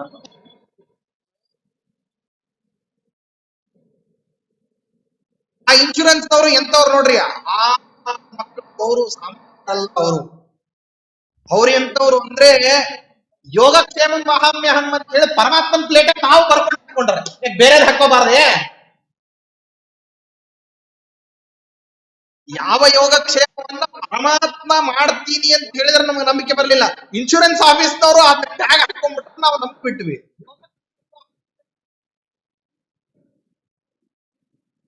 ಒಂದು ವೇಳೆ ಏನಾದ್ರೂ ಅನರ್ಥ ನಡೆದ್ರೆ ಇರ್ಲಿ ಅಂತ ಹೇಳಿ ಇನ್ಶೂರೆನ್ಸ್ ಕಟ್ತಾ ಇದ್ವಿ. ಯಾಕೆ? ಇನ್ಶೂರೆನ್ಸ್ ಕಂಪನಿನೇ ಹೋಗ್ತದೆ. ಏನಾದ್ರೂ ಅನರ್ಥ ಚೆನ್ನಾಗಿರೋನಿಗೆ ನಿನಗೇ ನಡೀಬಹುದು ಅಂತ ನೀವು ಊಹಾ ಮಾಡೋದಾದ್ರೆ ಇನ್ಶೂರೆನ್ಸ್ ಕಂಪನಿ ಯಾಕೆ ಹೋಗ್ಬಾರ್ದು? ಎಲ್ಲಾ ಕಡೆ ಆದಂಗೆ ಘೋಟಾಳ ಹಗರಣಗಳ ಅಲ್ಯಾಕೆ ಆಗ್ಬಾರ್ದು? ಏನೆಲ್ಲ ಜಗತ್ತಿನಲ್ಲಿ ವಿಪರಿಣಾಮಗಳೆಲ್ಲ ಇದ್ದಕ್ಕಿದ್ದಂಗೆನೆ ಬೆಳಗಾಗೋ ಹೇಳೋ ಅಷ್ಟೊತ್ತಿಗೆ ಏನೇ ಎಲ್ಲಿ ಅಲ್ಲಿದ್ರೋ, ಎಲ್ಲಿ ಯಾವ್ದಕ್ಕೋಸ್ಕರ ಬಂದಿದ್ರೋ, ಏನ್ ಮಾಡ್ತಾ ಇದ್ರೋ, ಯಾಕೆ ನಿಂತಿದ್ರೋ ಗೊತ್ತಿಲ್ಲ. ಒಂದು ಸಿಡಿತದಲ್ಲಿ ಎಲ್ಲರೂ ಚೂರಾಗಿ ಇವತ್ತಿದ್ದವ್ರು ನಾಳೆ ಇಲ್ಲ ಅನ್ನೋ ಹೊರಟೋದ್ರು. ಪಾಪ ಯಾರು ಏನ್ ಇನ್ಶೂರೆನ್ಸ್ ಮಾಡಿಸ್ಕೊಂಡಿದ್ರೋ ಇಲ್ಲೋ ಗೊತ್ತಿಲ್ಲ.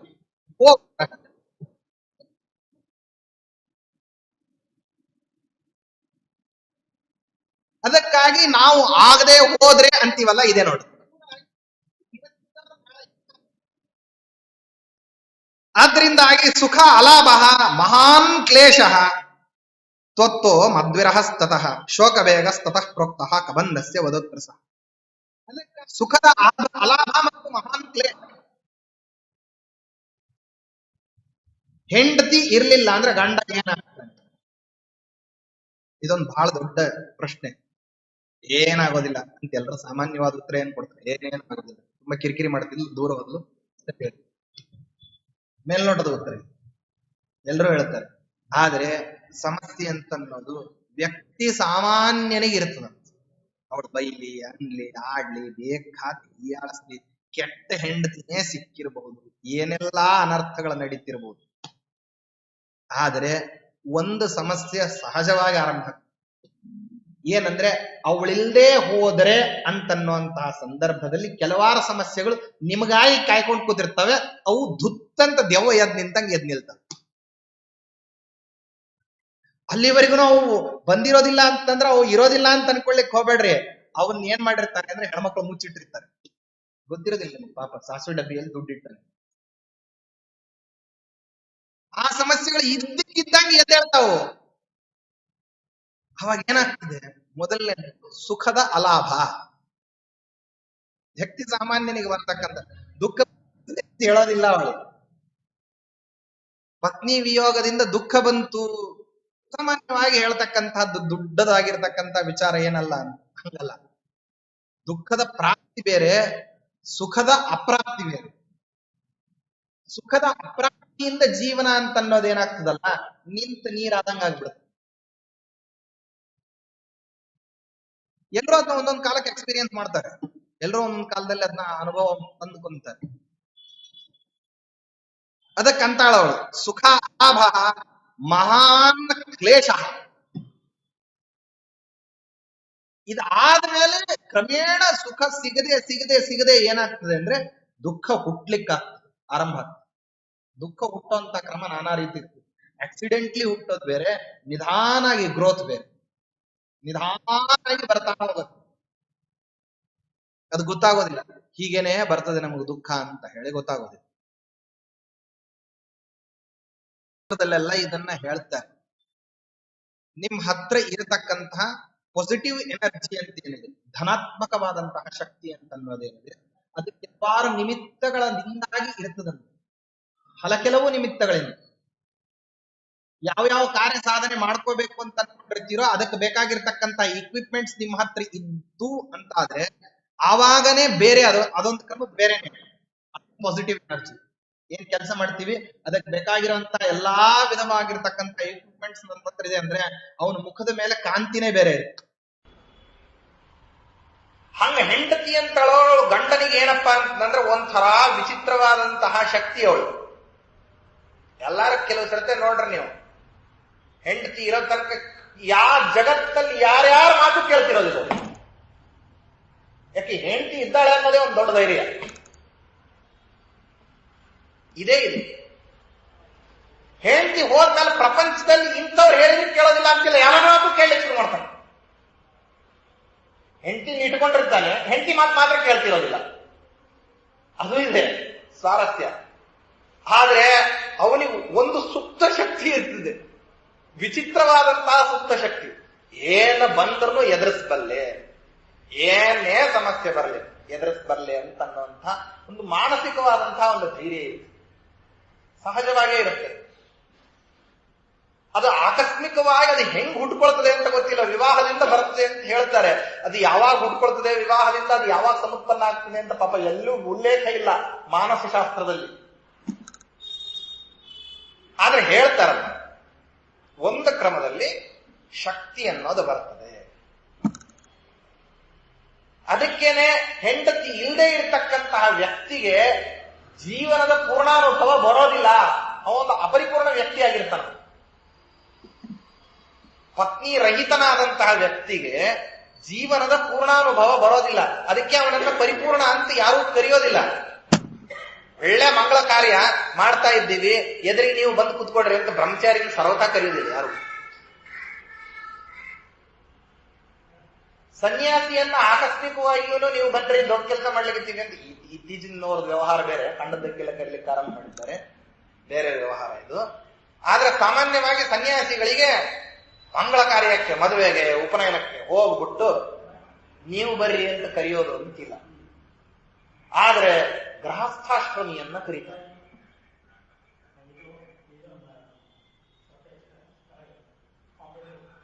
ಆದ್ರಿಂದಾಗಿ ಅಂಥ ಒಂದು ಸುಖದ ಅಲಾಭ, ದುಃಖದ ಉದ್ವೇಗ ಪತ್ನಿಯ ಭಾವೇ, ಪತ್ನಿ ಇಲ್ಲದೆ ಇರೋ ಸಮಯದಲ್ಲಿ ಇದು ನಡೀತು. ಇದು ಪ್ರಸುಪ್ತವಾದಂತಹ ಮನಸ್ಸಿನಲ್ಲಿ ನಡೆಯುವಂತಹ ಕಾರ್ಯವೈಖರಿ ಆದದ್ರಿಂದಾಗಿ ಸುಪ್ತ ಮನಸ್ಸಿನಲ್ಲಿ ನಡೆಯುವಂತಹ ವ್ಯವಹಾರ ಇದು ಹೊರಗೆ ಗೊತ್ತಾಗೋದಿಲ್ಲ. ಸಾಮಾನ್ಯವಾಗಿ ಏನಂತಂದ್ರೆ ಒಂದೇ ಮಾತಿನಲ್ಲಿ ಹೇಳಿ ಮುಗಿಸ್ಬಿಡ್ತಾರೆ. ಅವ್ರು ಯಾಕೆ ಹಿಂಗಿದ್ದಾರೆ ಅಂದ್ರೆ ಹೆಂಡತಿನ ಕಳ್ಕೊಂಡಿದ್ದಾರೆ ಅಂತ ಒಂದೇ ಮಾತಿನಲ್ಲಿ ಹೇಳಿದ್ರು. ಆದ್ರೆ ಪ್ರಸುಪ್ತ ಮನಸ್ಸಿನಲ್ಲಿ ವ್ಯಕ್ತಿ ಅಧೀರನಾಗ್ತಾನೆ. ಸಹಜವಾಗಿ ಏನಾಗ್ತಾನೆ ಅಂದ್ರೆ ಅಧೀರನಾಗ್ತಾನೆ. ಪರಮಾತ್ಮ ಏನ್ ಮಾಡ್ದ ಅಂತಂದ್ರೆ ಈ ಅಧೀರತೆಯನ್ನ ಜಗತ್ತಿನಲ್ಲಿ ನಾಟಕದ ಮೂಲಕವಾಗಿ ತೋರಿಸಿದ. ಅಧೀರತೆ, ಅಸ್ಥಿರತೆ, ಇದನ್ನ ಪರಮಾತ್ಮ ತೋರಿಸ್ಬೇಕಾಯ್ತು. ಅದನ್ನ ನಾನಾ ರೀತಿ ವಿಲಾಪಗಳ ಮೂಲಕವಾಗಿ ಪರಮಾತ್ಮ ತೋರಿಸಿದ. ತನಗೆ ಇಲ್ಲದೆ ಹೋದ್ರು, ತನಗೆ ಯಾವುದೇ ವಿಧವಾಗಿರತಕ್ಕಂತಹ ಸಂಕಟಗಳು ಇಲ್ಲದೆ ಹೋದ್ರು ಕೂಡ ಅದು ಇರತ್ತೆ, ಸಾಮಾನ್ಯನಿಗೆ ಅದು ಸಾಹಜಿಕ ಅಂತ ಮನಮುಟ್ಟುವ ಹಾಗೆ ಅಭಿನಯ ಮಾಡಿದ ಪರಮಾತ್ಮ. ನಂಬಿದ್ರೆ ಅದು ಶೋಕದ ಆವೇಗ, ದುಃಖ ಹೆಚ್ಚಾಗ್ಬಿಡ್ತು ಅಂದ್ರೆ ಅವಾಗ ಏನಾಗ್ತದೆ ಅಂದ್ರೆ ಆ ಮನುಷ್ಯ ತಲೆಯನ್ನ ಕಳ್ಕೊಂತ. ಕಬಂಧ ತಲೆ ಇಲ್ಲದೆ ಇರತಕ್ಕಂತ ರಾಕ್ಷಸ. ಯಾಕಂದ್ರೆ ಅವನ ತಲೆ ಇದ್ದದ್ದು ಎಲ್ಲಿದ್ರೆ ಹೊಟ್ಟೆಯಲ್ಲಿ ಕಬಂಧನ ಮುಖ ಇತ್ತು. ಅವ ತಿನ್ನೋದೇ ಕೈಯಿಂದ ತೆಗೆದು ನೇರವಾಗಿ ಹೊಟ್ಟೆಗೆ ಹಾಕೊಟ್ಟ. ಬಾಯಿನೂ ಅಲ್ಲೇನೆ, ಹೊಟ್ಟೆನೂ ಅಲ್ಲೇನೆ. ಶೋಕವೇಗಗಳು ಹೆಚ್ಚಾಗ್ಬಿಡ್ತು. ಮಾನಸಿಕ ಅಧೈರ್ಯದ ಪ್ರಯುಕ್ತವಾಗಿ ವ್ಯಕ್ತಿಗೆ ದುಃಖದ ಆವೇಗ ಹೆಚ್ಚಾಯಿತು ಅಂತಂದ್ರೆ ಆವಾಗ ತಲೆ ಸಂಪೂರ್ಣವಾಗಿ ಹೊರಟೋಗ್ತದೆ. ಅದಕ್ಕೋಸ್ಕರವಾಗಿ ಕಬಂಧ ಕಾಣಿಸಿದ, ಕಬಂಧನ ಸಂಹಾರ ಮಾಡಿದ. ಆವಾಗ ಏನ್ ಮಾಡಬೇಕು? ದುಃಖ ವೇಗಗಳನ್ನ ಹಿಮ್ಮೆಟ್ಟಿಸ್ಬೇಕು. ದುಃಖ ಏನ್ ತಲೆ ಮೇಲೆ ಬಂದು ಕೂತು ಬಿಟ್ಟಿದೆ, ಅದನ್ನ ಏನ್ ಮಾಡ್ಬೇಕು ಅಂದ್ರೆ ತಲೆಯಿಂದ ಕೆಳಗಿಳಿಸಿ ಏನಿದೆ ಅಂತ ನೋಡ್ಕೊಳ್ಳೋಣ ಅಂತ ಅನ್ನೋಷ್ಟರ ಮಟ್ಟಿಗೆ ನಿಧಾನತೆಯನ್ನ ಪ್ರದರ್ಶನ ಮಾಡ್ಬೇಕಂದ್ರೆ ವಿವೇಕ ಇದೆ ಅಂತ ತೋರಿಸ್ಬೇಕು. ಆ ವಿವೇಕ ಇದೆ ಅಂತ ಹೇಳಿ ನೀನು ತೋರಿಸಿದಿ. ಹಿಂಗೆ ಅಂದ್ರೆ ವಿವೇಕಕ್ಕೆ ಅಭಿಮಾನಿಗಳ ಯಾರು? ಹನುಮಂತ ದೇವರು. ಅವ್ರ ಭೇಟಿ ಎಲ್ಲಾಯ್ತು? ಸುಗ್ರೀವನ ದರ್ಶನ ಸಂದರ್ಭ. ವಿವೇಕ ಪ್ರತಿಸ್ವರೂಪ ಯಾರು? ಹನುಮಂತ ದೇವರು. ಯಾಕೆ? ಯಾವ ಕಾರ್ಯವನ್ನು ಹೆಂಗ್ ಮಾಡಬೇಕು ಅಂತ ಅನ್ನೋದನ್ನ ಅತ್ಯಂತ ವಿವೇಕವಾಗಿ ಮಾಡತಕ್ಕಂಥವರೇ ಹನುಮಂತ ದೇವರು. ಇದ್ದಂತಹ ಅಸಂಖ್ಯಾತರಾಗಿರ್ತಕ್ಕಂತಹ ಕಪಿಗಳ ಮಧ್ಯದಲ್ಲಿ ಹನುಮಂತ ದೇವರನ್ನೇ ಕರೆದು ಪರಮಾತ್ಮ ಅಂಗುಲೀಕ ಕೊಟ್ಟದ್ದು ಯಾಕೆ ಅಂತಂದ್ರೆ ಈ ಕಾರ್ಯವನ್ನ ಸಾಧನ ಮಾಡೋ ಇವನೊಬ್ಬನೇ. ಆದ್ರಿಂದ ಮಾಡ್ತೀನಿ ಅಂತ ಎಲ್ಲಾರು ಹೋದದ್ದಕ್ಕೆ ಅವರಿಗೆ ಮೋಕ್ಷಾದಿ ಪುರುಷಾರ್ಥಗಳ ಲಾಭ ಇದೆ. ನಮ್ಮಲ್ಲಿ ಫಲ ಅಂತನ್ನೋದು ಅದು ಕರ್ತೃಗಾಮಿಯಾದಂಥದ್ದು ಅಂತ ಹೇಳಿ ಸಾಮಾನ್ಯವಾಗಿ ಎಲ್ಲರೂ ಅನ್ಕೊಂಡಿದ್ದಾರೆ. ಕರ್ತೃಗಾಮಿಯಾಗಿಯೇನೇ ಫಲ ಎಲ್ಲಾ ಸಂದರ್ಭದಲ್ಲೂ ಇರೋದಿಲ್ಲ. ಎಷ್ಟೋ ಕೆಲಸಗಳನ್ನು ಏನ್ ಮಾಡ್ತಿರ್ತೀವಿ? ಪರಾರ್ಥೈಕ ಫಲವಾದಂತಹ ಕೆಲಸಗಳನ್ನು ಮಾಡ್ತಿರ್ತೀವಿ. ಅಂದ್ರೆ ಬೇರೆಯವರಿಗೆ ಅದರಿಂದ ಪ್ರಯೋಜನ ಇರ್ತದೆ, ಮಾಡ್ತಾ ಇರ್ತೀವಿ. ಪರಮಾತ್ಮ ಎಲ್ಲರನ್ನೂ ಕರೆಸಿದ. ಯಾಕೆ? ಎಲ್ರು ಏನನ್ಕೊಂಡ್ರು? ದುಃಖ ಬಹಳ ಹೆಚ್ಚಿತ್ತು ಅಂತ ಹೇಳಿ ಒಬ್ರೋ ಇಬ್ಬರನ್ನ ಕಳಿಸಿ ಹುಡುಕುವುದು ಬಿಟ್ಟು ಬಿಟ್ಟು ಪರಮಾತ್ಮ ಅಸಂಖ್ಯಾತ ಕಪಿಪ್ರವೀರಗಳಿಗೆ ಏನ್ ಮಾಡ್ದ? ಆದೇಶವನ್ನು ಮಾಡ್ದ. ತಲೆ ಕೆಟ್ಟವರೆಲ್ಲ ಏನ್ ಮಾಡ್ತಾರೆ ಅಂದ್ರೆ ಹಿಂಗೆ ಎಲ್ಲಾ ಕೆಲಸನ್ನು, ಒಂದೇ ಕೆಲಸನ ಎಲ್ರಿಗೂ ಹೇಳ್ತಾರೆ. ಹೆಂಡತಿ ಇರ್ಲಿಲ್ಲ ನೋಡ್ರಿ, ಸುಗ್ರೀವನಿಗೆ ಹೆಂಡತಿಯನ್ನು ದೊರಕಿಸಿಕೊಟ್ಟು ಬಿಟ್ಟ. ಅವನಿಗೆ ಅತಿ ಸಂತೋಷ ಆಗಿತ್ತು. ಅವನಿಗೇನ್ ತಲೆಯೊಳಗೆ ಯೋಚನೆ ಮಾಡ್ಬೇಕು ಅಂತ ಸುಗ್ರೀವನಿಗೆ ತೋರಿಸಲಿಲ್ಲ. ಇವ ಅತಿ ದುಃಖದಲ್ಲಿದ್ದ, ಅದ್ರಿಂದ ಎಷ್ಟು ಜನರನ್ನು ಕಳಿಸ್ಬೇಕು ಅಂತ ಇವನು ಯೋಚನೆ ಮಾಡ್ಲಿಲ್ಲ. ಪರಿಣಾಮ ಏನಾಯ್ತು? ಒಬ್ಬವನು ಅತಿ ಸಂತೋಷದಲ್ಲಿದ್ದವನು ರಾಜ್ಯ ಸಿಕ್ತು, ಹೆಂಡತಿ ಸಿಕ್ಳು. ರುಮೆ ಅಂತ ಹೇಳಿ ಸುಗ್ರೀವನ ಹೆಂಡತಿ, ಅವಳು ಅವನಿಗೆ ಸಿಕ್ಲು. ಕಿಷ್ಕಿಂದ ಪಟ್ಟಣದ ರಾಜ್ಯ ಇಷ್ಟು ದಿವಸ ವಾಲಿ ರಾಜ್ಯಭಾರ ಮಾಡ್ತಿದ್ದ, ಇವನನ್ನು ಹೊಡೆದೋಡಿಸಿದ್ದ. ಅವನಿಗೆ ರಾಜ್ಯ, ಹೆಂಡತಿ ಉಭಯರ ಪ್ರಾಪ್ತಿಯಾದದ್ದರಿಂದ ಸುಖದ ತುಟ್ಟ ತುದಿಯಲ್ಲಿದ್ದ ಅವನು. ಯಾರು? ಸುಗ್ರೀವ. ಆದ್ರಿಂದಾಗಿ ಎಲ್ಲಾ ಕಪಿಗಳಿಗೆ ಆದೇಶವನ್ನು ಮಾಡಿದ, ರಾಮಚಂದ್ರನ ಮಾತು ಕೇಳ್ರಿ ಅಂತ. ರಾಮಚಂದ್ರ ದುಃಖದ ಅತ್ಯಂತ ತುಟ್ಟ ತುದಿಯಲ್ಲಿದ್ದ. ಯಾಕೆಂದ್ರೆ ಹೆಂಡತಿನ ಕಳ್ಕೊಂಡಿದ್ದ. ಅದಕ್ಕಾಗಿ ಅವನೇನ್ ಮಾಡ್ದ? ಎಲ್ಲರನ್ನೂ ಹುಡುಕ್ರಿ ಅಂತ ಹೇಳಿ ಯದ್ಯಪಿ ಎಲ್ಲರೂ ಹೇಳಿದ್ರು ದಕ್ಷಿಣ ದಿಕ್ಕಿಗೇನೆ ರಾವಣ ಹೋಗಿದ್ದಾನೆ, ದಕ್ಷಿಣ ದಿಕ್ಕಿಗೇನೆ ಸೀತಾದೇವಿಯನ್ನು ಕರ್ಕೊಂಡು ಹೋಗಿದ್ದಾನೆ ಅಂತ ಎಲ್ಲರೂ ಹೇಳಿದ್ರು. ಆ ದಿಕ್ಕಿಗೇನೆ ಹುಡುಕ್ಲಿಕ್ಕೆ ಕಳೆದು. ಹಂಗಲ್ಲ, ಪ್ರಶಸ್ತ್ರ ನಿಪುಣ ವೀರಾಹ ಸೀತಾ ಮಾರ್ಗಣ ತತ್ಪರಾಹ, ಎಲ್ಲಾ ದಿಕ್ಕುಗಳಿಗೂ ಕೂಡ ಏನ್ ಮಾಡಿದ್ರು ಅಂದ್ರೆ ಹೊರಡ್ಕೊಂಡು ಹೋದು 10 ದಿಕ್ಕುಗಳಲ್ಲಿ ಹುಡುಕ್ಲಿಕ್ಕೆ ಹೋದ್ರಂತವ್ರು. ಇಂಥ ದಿಕ್ಕಿನಲ್ಲಿ ಹುಡುಕಬೇಕು, ಇಲ್ಲಿ ಏನಿಲ್ಲ, ಎಲ್ಲಾ ಕಡೆನೂ ಹುಡುಕೋದೆ. ಯಾಕೆ? ಒಬ್ಬನಿಗೆ ಸುಖದಲ್ಲಿ ವಿವೇಕದ ನಾಶ, ಇನ್ನೊಬ್ಬನಿಗೆ ಅತಿ ದುಃಖದಲ್ಲಿ ವಿವೇಕದ ನಾಶ. ನೀತಿಶಾಸ್ತ್ರ ಅದನ್ನೇ ಹೇಳ್ತಿದೆ, ಅತ್ಯಂತ ಸಂತೋಷ ಆಗಿರ್ಬೇಕಾದ್ರೂ ಯಾರಿಗೂ ಮಾತು ಕೊಡ್ಲಿಕ್ಕೆ ಹೋಗ್ಬೇಡ್ರಿ, ಅದರಲ್ಲಿಂದನೂ ಅನರ್ಥ ಆಗ್ತದೆ. ಅತ್ಯಂತ ದುಃಖ ಇದ್ದಾಗ ಯಾರಿಗೂ ಮಾತು ಕೊಡ್ಲಿಕ್ಕೆ ಹೋಗ್ಬೇಡ್ರಿ, ಅದರಲ್ಲಿಂದನೂ ಅನರ್ಥ ಆಗ್ತದೆ. ಅತ್ಯಂತ ಸುಖ ಆದ್ರೆ ನಾವು ಮಾತು ಕೊಟ್ಟು ಬಿಡ್ತೀವಿ, ಏನ್ ಅನರ್ಥ ಆಗ್ತದೆ ಗೊತ್ತಿಲ್ಲ. ದಶರಥ ಚಕ್ರವರ್ತಿ ದೇವಾಸುರರ ಯುದ್ಧದ ಸಂದರ್ಭದಲ್ಲಿ ಗೆಲುವು ಬಂದ್ಬಿಡ್ತು. ಏನು ಸುಖ ಅಂತೀರಿ? ಏನ್ ಇಡೀ ಸಮಸ್ತ 33 ಕೋಟಿ ದೇವತೆಗಳು ಅವನನ್ನು ಸ್ತೋತ್ರ ಮಾಡ್ತಿದ್ರು ಅಂದ್ರೆ ಅವನಿಗೆ ಎಷ್ಟು ಸಂತೋಷ ಆಗ್ಬೇಕು. ಕೈಗೆ ಹೇಳಿದ ಏನ್ ಬೇಕಾದ್ರೆ ಕೇಳಂದ. 2 ವಾರ ಅವಳು ಯಾವಾಗ ಕೇಳಿದ್ದು?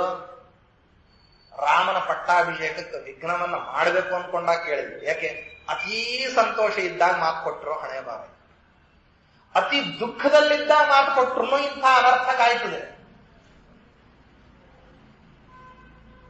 ಅತ್ಯಂತ ದುಃಖದಲ್ಲಿ ಇರ್ತೀವಲ್ಲ, ಅವಾಗ ಯಾರಿಗೂ ಏನು ಮಾತು ಕೊಡಬಾರ್ದು. ಏನಾಗತ್ತೆ ಅಂತ ಅನ್ನೋದು ಯೋಚನೆ ಮಾಡುವಷ್ಟು ಬುದ್ಧಿಯಲ್ಲಿ ಇರೋದಿಲ್ಲ. ತಾಳ್ಮೆಯಿಂದ ಏನಾಗ್ತದೆ ಅಂತ ನೋಡೋಣ, ನಿಧಾನಾಗಿ ಮಾತಾಡೋಣ. ಸದ್ಯಕ್ಕೆ ಅದನ್ನು ಮಾತಾಡುವಂತಹ ವಿಷಯ ಅಲ್ಲ, ಕಾಲ ಹೋಗ್ಲಿ ಅಂತ ಹೇಳಿ ಕಾಲಕ್ಕೆ ಸ್ವಲ್ಪ ಅವಕಾಶವನ್ನು ಕೊಟ್ಟ ಆಮೇಲೆ ಕಾರ್ಯವನ್ನ ಮಾಡಬೇಕು. ಅವಸರದಲ್ಲಿ ನಿರ್ಧಾರವನ್ನ ಕೆಲವು ಮಾಡಬಾರದು. ಅತಿ ದುಃಖದಲ್ಲಿ, ಅತಿ ಸಂತೋಷದಲ್ಲಿ. ಅತ್ಯಂತ ದುಃಖ ಆಗ್ಬಿಟ್ಟಿತ್ತು ಈ ವಿರಾಟ್ ರಾಜ. ಒಂದ್ಸರ್ತಿ ಹೊಡೆದು ಕಳಿಸಿದ್ದ ಕೀಚಕನ ಸಹಾಯದಿಂದ. 2ನೇ ಸರ್ತಿ ಯುದ್ಧಕ್ಕೆ ಬಂದ ಈ ಭೀಮಸೇನ ದೇವರು ಅವನನ್ನ ಧರ್ಮರಾಜನ ಕಾಲುಗಳ ಮೇಲೆ ಹಾಕಿಬಿಟ್ಟು ಆ ಕಂಕಭಟ್ಟನ ದಾಸ ಅಂತ ಹೇಳ್ಕೊ ಅಂತ ಹೇಳಿ, ಅವ ನಮ್ ದಾಸ ಅಲ್ಲ ವಿರಾಟ್ ರಾಜನ ದಾಸ ಅಂತ ಹೇಳ್ಬಿಟ್ಟು ವಿರಾಟ್ ರಾಜನ ಕಡೆಯಿಂದ ಕ್ಷಮಾ ಕೊಡಿಸಿ ಕಳಿಸಿಬಿಟ್ಟಿದ್ದ. ನಾನು ಇಷ್ಟು ತ್ರಿಗರ್ತ ದೇಶದ ರಾಜನಾಗಿ ಇಂಥವನ ಹತ್ತಿರದಲ್ಲಿ ಏನ್ ಮಾಡಿದೆ ಅಂತಂದ್ರೆ ಸಂಪೂರ್ಣವಾಗಿ ಹತಾಶನಾಗಿ ಹೋಗ್ಬಿಟ್ಟೆ ನಾನು. ಏನು ಮಾಡಿದ್ರಿ ಈ ವಿರಾಟ್ ರಾಜನನ್ನ ಹೊಡಿಲಿಕ್ಕಾಗ್ತದೆ ಅಂತ ಯೋಚನೆ ಮಾಡಿದ. ವಿರಾಟ್ ರಾಜನಿಗೆ ಪಾಂಡವರ ಬಲ ಇದೆ. ವಿರಾಟ್ ರಾಜ 2ನೇ ಸರ್ತಿ ಗೆದ್ದದ್ದು ಹೆಂಗೆ? ಗೆದ್ದು ಬಿಟ್ಟು ಸುಶರ್ಮ ತನ್ನ ರಥದಲ್ಲಿ ವಿರಾಟ್ ರಾಜನನ್ನ ಹೆಡಮೂರಿಗೆ ಕಟ್ಟಿ ಹಾಕೊಂಡು ಹೊರಟು ಬಿಟ್ಟಿದ್ದ. ಈ ಜಗದ್ಗುರುಗಳು ಭೀಮಸೇನ ದೇವರು ಏಕಾಂಗಿಯಾಗಿ ಹೋಗಿ ಆ ನೆಪಕ್ಕೆ ರಥಚಕ್ರ ರಕ್ಷಕರು ಅಂತ ನಕುಲ ಸಹದೇವರು ಎಡಕ್ಕೆ ಬಲಕ್ಕೆ ಇದ್ರು. ಏಕಾಂಗಿಯಾಗಿ ಹೋಗಿ ಅಂತ ಹೇಳಿ ಹಾರಿ ಬಿಟ್ರಲ್ಲಿಲ್ಲ. ತಮ್ಮ ರಥದಿಂದ ಅವನ ರಥಕ್ಕೆ ಹಾರಿ ಹೋಗಿ ಆ ಸುಶರ್ಮನನ್ನು ಹಿಡಿದು 4 ಏಟು ರಪ ರಪ ರಪ ಬಾರಿಸಿದ ತಕ್ಷಣ ಅವ ಕೈಯೇ ಬಿಟ್ಬಿಟ್ಟ. ಅವನನ್ನ 2 ಕೈಗಳನ್ನು ಸೇರಿಸಿ ಬೆನ್ನಿ ಕಟ್ಟಿ ನಡಿ ಅಂತ ಹೇಳಿ ರಥದಲ್ಲಿ ಹಾಕೊಂಡು ಯಜ್ಞಕ್ಕೆ ಪಶುಬಂಧನವನ್ನ ಮಾಡ್ಕೊಂಡು ಬಂದಿರೋರ ತರ ದರ ಎಳ್ಕೊಂಡ್ ಬಂದು ಅವನನ್ನ ಧರ್ಮರಾಜನ ಕಾಲಿನ ಮೇಲೆ ಹಾಕಿಬಿಟ್ಟು. ಇದೆಲ್ಲ ಅಪಾರವಾದ ದುಃಖ ಆಗಿತ್ತು. ರಾಜನಾದ ಒಂದು ದೇಶಕ್ಕೆ ನನಗೆ ಹೆಂಗ ಅಪಮಾನ ಆಗೋಯ್ತು ಅಂತ ಹೇಳಿ ತುಂಬಾ ಆಲೋಚನೆ ಮಾಡಿ, ಈ ಧರ್ಮರಾಜನಿಗೆ ನನಗೆ ಹೆಂಗ ದಾಸಭಿಕ್ಷೆಯನ್ನ, ದಾಸತ್ವದಿಂದಾಗಿ ನನಗೆ ಹೆಂಗೆ ಸ್ವಾತಂತ್ರ್ಯದ ಭಿಕ್ಷೆಯನ್ನು ಕೊಟ್ಟಿದ್ದಾನೆ, ಇವನಿಗೂ ಹಂಗ ಒಂದು ಸರ್ತೆ ಕೊಡಬೇಕು ಅಂತ ಅನ್ಕೊಂಡ. ಅದಕ್ಕಾಗಿ ಅರ್ಜುನನನ್ನ ಏನ್ ಮಾಡ್ತೀನಿ ಅಂತಂದ್ರೆ ದೂರಕ್ಕೆ ಎಳಕೊಂಡು ಹೋಗ್ತೀನಿ, ಆದ್ರೆ ನನಗೊಂದು ವರ ಕೊಡಬೇಕು ಅಂತ ದುರ್ಯೋಧನನಿಗೆ ಕೇಳಿದೆ. ದುರ್ಯೋಧನ ಏನ್ ಕೇಳ್ತೀಯ ವರ ಕೊಡ್ತೀನಿ ಅಂತ. ನೋಡ್ರಿ, ದುರ್ಯೋಧನ ತುಂಬಾ ವಿವೇಕಿ. ಅವ ಅವಿವೇಕತನದ ಕೆಲಸ ಕೇವಲ ಅಯೋಗ್ಯ ಕಾರ್ಯಕ್ರಮಗಳಲ್ಲಿ ಮಾತ್ರ ಮಾಡ್ತಿದ್ದ. ಸ್ವಾರ್ಥ ಸಾಧನೆಯನ್ನ ಮಾಡಬೇಕಾದ್ರೆ ತುಂಬಾ ವಿವೇಕವನ್ನು ಬಳಸ್ತಿದ್ದ. ಸುಶರ್ಮನಿಗೆ ಇಷ್ಟು ಕೋಪ ಇದೆ ಅಂತ ಅನ್ನೋದು ಗೊತ್ತಿತ್ತು ದುರ್ಯೋಧನನಿಗೆ. ಅದಕ್ಕಾಗಿ ನೀ ಏನ್ ಹೇಳಿದ್ದೆಲ್ಲ ಕೇಳ್ತೀನಿ, ನಾಳೆ ಅರ್ಜುನನನ್ನು ರಣಾಂಗಣದಿಂದ ಹೊರಗೆ ಕರ್ಕೊಂಡು ಹೋಗುವಂದ. ದುಶ್ಯಾಸನ ದುರ್ಯೋಧನನ ಮತ ನೋಡ, ಏನ್ ಕೇಳ್ತಾನೋ ಗೊತ್ತಿಲ್ಲ, ಇನ್ನು ಯಾಕೆ ಈ ರೀತಿ ವರ ಕೊಡ್ತಾನ, ಅವ ಏನ್ ಕೇಳ್ತಾನೆ ಅನ್ನೋದು ಗೊತ್ತು ದುರ್ಯೋಧನನಿಗೆ. ನೀನು ಧರ್ಮರಾಜನನ್ನ ಸೆರೆ ಹಿಡಿದ್ರೆ ಆಮೇಲೆ ಏನ್ ಮಾಡ್ತೀಯ? ಆಮೇಲೆ ಏನ್ ಮಾಡ್ತೀನಿ, ಅವನನ್ನ ನನ್ನ ಅಧೀನನನ್ನಾಗಿ ಮಾಡ್ಕೊಂತೀನಿ, ಅವನ ರಾಜ್ಯವನ್ನೆಲ್ಲ ಅಪಹಾರ ಮಾಡ್ತೀನಿ, ನಿರ್ವಿಣ್ಣನಾದ ನಂತರದಲ್ಲಿ ಹೊರಗೆ ಬಿಡ್ತೀನಿ. ಆ ರೀತಿ ಬಿಡೋ ಅಂತಹ ಅವಕಾಶವನ್ನು ನನಗೆ ಕೊಡಬೇಕು ಅಂತ. ಧರ್ಮರಾಜ ನನಗೇನು ಸ್ವಾತಂತ್ರ್ಯದ ಭಿಕ್ಷೆಯನ್ನು ಕೊಟ್ಟಿದ್ದಾನೆ, ಅವನಿಗೆ ನಾನು ಕೊಡಬೇಕು ಅಂತ. ಇಷ್ಟೇ ತಾನೇ, ಕೊಡ್ತೀನಿ ಹೋಗು ಅಂತ. ಹೊರಗೆ ಬಂದ ತಕ್ಷಣ ದುಶ್ಯಾಸನ ದುರ್ಯೋಧನ ನಡ್ಕೊಂಡು ಬುದ್ಧಿಗಿದ್ದು ಕೆಟ್ಟಿದೆಯಾ ನಿನಗೆ ಅಂತ. ಧರ್ಮರಾಜನನ್ನ ಸೆರೆ ಹಿಡ್ಕೊಂಡ ನಂತರದಲ್ಲಿ ನಾವು ಸುಖವಾಗಿ ಬಾಳ್ಲಿಕ್ಕಾಗ್ತದ? ಯಾಕೆ? ಧರ್ಮರಾಜನ್ ಮಾತ್ರ ಸೆರೆ ಹಿಡಿದಿರ್ತೀವಿ, ಹೊರಗೆ ಇಬ್ರು ಇರ್ತಾರೆ. ಯಾರು? ಭೀಮಾರ್ಜುನರು. ಅವ್ರು ಬಿಡ್ತಾರೇನೋ? ಅವರು ಧರ್ಮರಾಜನನ್ನ ಬಿಡೋ ತನಕ ನಮ್ಮ ಸರ್ವನಾಶ ಮಾಡಲಾರ್ದನೆ ಇರೋದಿಲ್ಲ ಅವರು. ಅಂದ್ರೆ ಧರ್ಮರಾಜನನ್ನ ಹಿಡ್ಕೊಳ್ಳೋದು ಅಂತನ್ನೋದು ಸರ್ವನಾಶಕ್ಕೆ ಆಹ್ವಾನ ಕೊಟ್ಟಂಗೆ. ಅದನ್ನ ಹಿಡ್ಕೊಂಡ ನಂತರದಲ್ಲಿ ಬಿಡೋದು ಅನ್ನೋದು ಕ್ಷಣಾರ್ಧದಲ್ಲಿ ನಾಶ ಮಾಡ್ಕೊಳ್ಳೋದು ಸರ್ವನಾಶವನ್ನ. ಸ್ವಲ್ಪ ಅವಕಾಶ ಇತ್ತು, ಈಗ ಬೇಗ ತಂದ್ಕೊಂಡ. ಅದಕ್ಕೆ ದುರ್ಯೋಧನ ನಗುತ್ತಾನೆ, ಅಯ್ಯೋ ಮೂರ್ಖ ಅಂತಾನೆ ದುಶ್ಯಾಸನ. ನೀ ಯಾಕಿನ್ನೂ ಯುವರಾಜ ಆಗಿಲ್ಲ ಗೊತ್ತಿಲ್ಲ ಇರೋಣ, ಇದಕ್ಕೇನೆ ಅಂತ. ಯಾಕೆ ಅಂತ ಕೇಳಿದ್ರೆ ಅಲ್ಲೇ ಇರೋದು ಸ್ವಾರಸ್ಯ. ಇದುವರೆಗೆ ಅರ್ಜುನನ್ ಜೊತೆಗೆ ಯಾರು ಯುದ್ಧಕ್ಕೆ ಹೋಗಿದಾರಲ್ಲ ಅವ್ರವ್ರ ಹೆಂಡಂದ್ರೆ ಕಡೆ ಕುಂಕುಮ ಹಚ್ಕೊಂಡ್ಬಿಟ್ಟಿದ್ದಾರೆ ಅಂತ ಹೇಳ್ತಾನೆ. ಅವ್ರ ಹೆಂಡತಿಯರೆಲ್ಲ ಏನು, ಅರ್ಜುನನ್ ಜೊತೆ ಗಂಡ ಯುದ್ಧಕ್ಕೆ ಹೋದ ಅಂದ್ರೆ ಅವತ್ ಕಡೆ ಕುಂಕುಮ, ನಾಳಿನಿಂದ ಇಲ್ಲ ಕುಂಕುಮ. ಹಂಗಿರ್ಬೇಕಾದ್ರೆ ಈ ಸುಶರ್ಮ ನಾಳೆ ಹೋಗಿ ಯುದ್ಧ ಮಾಡ್ತಾನೆ ಅಂದ್ರೆ ಇವತ್ತು ಅವನ ಹೆಂಡತಿ ಕೊನೆ ಕುಂಕುಮ ಹಚ್ಕೊಂತಾಳ, ನಾಳೆ ಹಚ್ಕೊಳ್ಳೋದಕ್ಕೆ. ನೀ ಏನ್ ತಲೆ ಕೆಡಿಸೋಳ್ಲಿಕ್ಕೆ ಹೋಗ್ಬೇಡ. ನಾಳೆ ಸುಶರ್ಮ ಅನ್ನೋ ಕುರಿಯಿಂದ ನಾನು ಬಲಿ ಕೊಟ್ಟೆ. ದುಶ್ಯಾಸನ ಮುಖ ನೋಡ್ತಾನೆ, ಹೌದಾ? ನಿಸ್ಸಂದೇಹವಾಗಿ ಚಿಂತನೆ ಮಾಡ್ಲಿಕ್ಕೆ ಹೋಗ್ಬೇಡ. ಅರ್ಜುನನಿಗೆ ನಾಳೆ ಸುಶರ್ಮನನ್ನ ಬಲಿ ಕೊಟ್ಟಾದ್ರೂ ಧರ್ಮರಾಜನನ್ನ ನಾ ಹಿಡಿಬೇಕು ಅಂತ ಅನ್ಕೊಳ್ತಾ ಇದ್ದೀನಿ. ಸುಶರ್ಮ ಸಾಯ್ತಾನೆ ಅಂತ ಗೊತ್ತಿದೆ. ಸತ್ತವನಿಗೆ ಏನ್ ಮಾತು ಕೊಟ್ರೆ ಏನು ಉಪಯೋಗನ? ಸತ್ಯ ಹೋಗಿರ್ತಾನೆ, ಅವನಿಗೆ ಏನ್ ಮಾತು ಕೊಟ್ಟಿರ್ತೀನಿ, ಯಾರು ಬಂದು ಕೇಳ್ತಾರೆ ನೀ ಅವನಿಗೆ ಈ ರೀತಿ ಮಾತು ಕೊಟ್ಟಿದ್ದಿ ನಡೆಸು ಅಂತ ಯಾರು ಹೇಳ್ತಾರೆ? ಸುಶರ್ಮ ಏನ್ ಕೇಳಿದ್ದು, ಧರ್ಮರಾಜನಿಗೆ ಸ್ವಾತಂತ್ರ್ಯದ ಭಿಕ್ಷೆಯನ್ನ ಹಾಕೊಡ್ತೇನೆ, ಅವನೇ ಬದುಕಲಿಲ್ಲ ಅಂದ್ರೆ ನಾ ಮಾತನಾಡ್ಸೋದೆಲ್ಲಿಂದ? ದುಃಖಾವೇಗದಲ್ಲಿ ಏನ್ ಮಾಡಿದ್ದ ಅಂದ್ರೆ ಸುಶರ್ಮ ತಾನು ಯಾರನ್ನು ವಿರೋಧ ಕಟ್ಕೊಳ್ತಾ ಇದ್ದೀನಿ ಅಲ್ಲಿಂದ ತನಗೆ ಮರಣ ಬರ್ತದೆ ಅಂತನ್ನೋ ಭಯವನ್ನು ಮರ್ತು ಆವೇಗದಲ್ಲಿ ಏನ್ ಮಾಡಿದ್ದ ಅಂದ್ರೆ ಮಾತು ಕೊಟ್ಟ. ಈ ದುಃಖಾವೇಗ ಏನಿದೆಯಲ್ಲ, ಈ ಸಮಯದಲ್ಲಿ ಮಾತು ಕೊಡೋದು ಅನ್ನೋದು ಎಲ್ಲೋ ಇದ್ದ ಅನರ್ಥವನ್ನ ಬಾಯಿಲಿ ಅಂತ ಕರೆದ. ದಾರ್ಯಾಗ ಹೋಗೋದನ್ನ ಮನ್ಯಾಗ ಬರಮಾಡಿಕೊಳ್ಳೋದು. ದುರ್ಯೋಧನ ಇದಕ್ಕೆ ಸಿದ್ಧನಿದ್ದಾನೆ ಸುಶರ್ಮ ಅಂತ ಗೊತ್ತಿತ್ತು, ಕೊಟ್ಟ ಬಲಿನ. ಹಾಗೆ ಶೋಕ ವೇಗಗಳು ಏನಾಗ್ತದೆ ಅಂತಂದ್ರೆ ಅದು ಈ ರೀತಿಯಲ್ಲಿ ಮಾಡ್ತದೆ. ಯಾವಾಗ ಮನುಷ್ಯ ಸಂತೋಷದಲ್ಲಿ ತಾನು ಮಾತನ್ನ ಕೊಡ್ತಾನೆ, ಸಂಕಟದಲ್ಲಿ ಮಾತನ್ನ ಕೊಡ್ತಾನೆ, ಆವಾಗ ಇಂಥದ್ದನ್ನ ಸಮಸ್ಯೆಯನ್ನು ತಂದುಕೊಳ್ತಾನೆ. ಅತಿ ಸಂತೋಷ ಆದಾಗನ್ನು ಮನುಷ್ಯ ಕಾರ್ಯ ಮಾಡಬಾರದು. ಅತಿ ಸಂತೋಷದಲ್ಲಿ ಕಾರ್ಯ ಮಾಡ್ಲಿಕ್ಕೆ ಹೋದ ಸುಗ್ರೀವ, ಅತಿ ದುಃಖದಲ್ಲಿ ಕಾರ್ಯ ಮಾಡ್ಲಿಕ್ಕೆ ಹೋದ ರಾಮ ಅಂತ ಜಗತ್ತೆಲ್ಲ ಅನ್ಕೊಳ್ತು. ನಟನೆಯನ್ನೇ ಮಾಡ್ಬೇಕಲ್ಲ ಪರಮಾತ್ಮ. ಅತಿ ದುಃಖ ಇದ್ದಾಗ ಜನ ಏನ್ ಮಾಡ್ತಾರೆ, ಒಂದು ಕೆಲಸನ್ನ 100 ಜನರಿಗೆ ಹೇಳ್ತಾರೆ. ಆ ಕೆಲ್ಸಕ್ಕೆ ಒಬ್ಬರೇ ಸಾಕು, 100 ಜನರಿಗೆ ಯಾಕೆ ಹೇಳ್ತಾರೆ? ಬುದ್ಧಿ ಕೆಲಸ ಮಾಡ್ತಿರೋದು, ಸಂಭ್ರಾಂತವಾಗಿರ್ತದೆ ಬುದ್ಧಿ. ಆವಾಗ ಅನರ್ಥಕ್ಕೆ ಹಾದಿ ಆಗ್ತಿದೆ. ವಿವೇಕದ ಆಶ್ರಯವನ್ನ ಮಾಡಿರ್ತಕ್ಕಂಥ ನೀನು ಮುಂದೆ ಏನ್ ಮಾಡಿದೆ ಅಂತಂದ್ರೆ, ವಿವೇಕದಿಂದ ಮನುಷ್ಯ ಭಕ್ತಿಯನ್ನ ಮಾಡಿದ್ರೆ ಆ ಭಕ್ತಿಯ ಉದ್ರಿಕ್ತತ ಅಂತನ್ನೋದು ಸಫಲತೆಯ ಹಾದಿಯನ್ನ ತೋರಿಸ್ತದೆ ಅಂತ ಅನ್ಲಿಕ್ಕೆ ದೊಡ್ಡ ದೃಷ್ಟಾಂತ ಹನುಮಂತದೇವರು. ವಿವೇಕದ ಆಶ್ರಯವನ್ನ ಮಾಡಿ ಭಕ್ತಿಯನ್ನ ಮಾಡತಕ್ಕಂತಹ ವ್ಯಕ್ತಿ ಎಲ್ಲಿಗೆ ಹೋಗ್ತಾನೆ? ನೇರವಾಗಿ ಪರಮಾತ್ಮನ ಹತ್ತಿರಕ್ಕೆ ಹೋಗ್ತಾನೆ. ಅದಕ್ಕಾಗಿ ಹನುಮಂತ ದೇವರು ಸೀತಾನ್ವೇಷಣ ಅಂತನ್ನುವಂತಹ ಕಾರ್ಯನಿಮಿತ್ತದಿಂದಲೇನೆ ನಿನ್ನ ಅತಿಶಯವಾದಂತಹ ಪ್ರೀತಿಯನ್ನು ಸಂಪಾದನೆ ಮಾಡಿದರು. ಎಲ್ಲಿದು?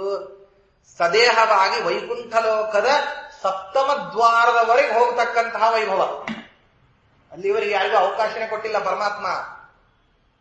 ಹೇಳ್ತಾನೆ, ಹನುಮತೋನ ಪ್ರತಿಕರ್ತೃತಾಸ್ಯಾತ್ ಸ್ವಭಾವ ಭಕ್ತಸ್ಯ ನಿರೂಪಧನ್ಮೆ. ಹನುಮಂತ ದೇವರಿಗೆ ಪ್ರತಿಯಾಗಿ ನಾನು ಮಾಡೋದು ಏನೂ ಉಳದೇ ಇಲ್ಲ. ಯಾಕೆ? ಅವರು ಯಾವುದೋ ನಿಮಿತ್ತವನ್ನಿಟ್ಟು ನನಗೇನೂ ಮಾಡಿದವರಲ್ಲ. ಬೇರೆಯವರೆಲ್ಲರೂ ನಿಮಿತ್ತ ಇಟ್ಕೊಂಡು ನಂಗೆ ಒಂದು ಕೆಲಸ ಮಾಡ್ತಾರೆ. ನಾವೆಲ್ಲ ಒಂದು ನಿಮಿತ್ತ ಇಟ್ಕೊಂಡೇ ದೇವ್ರ ಗುಡಿಗೆ ಹೋಗೋರು ನಾವು.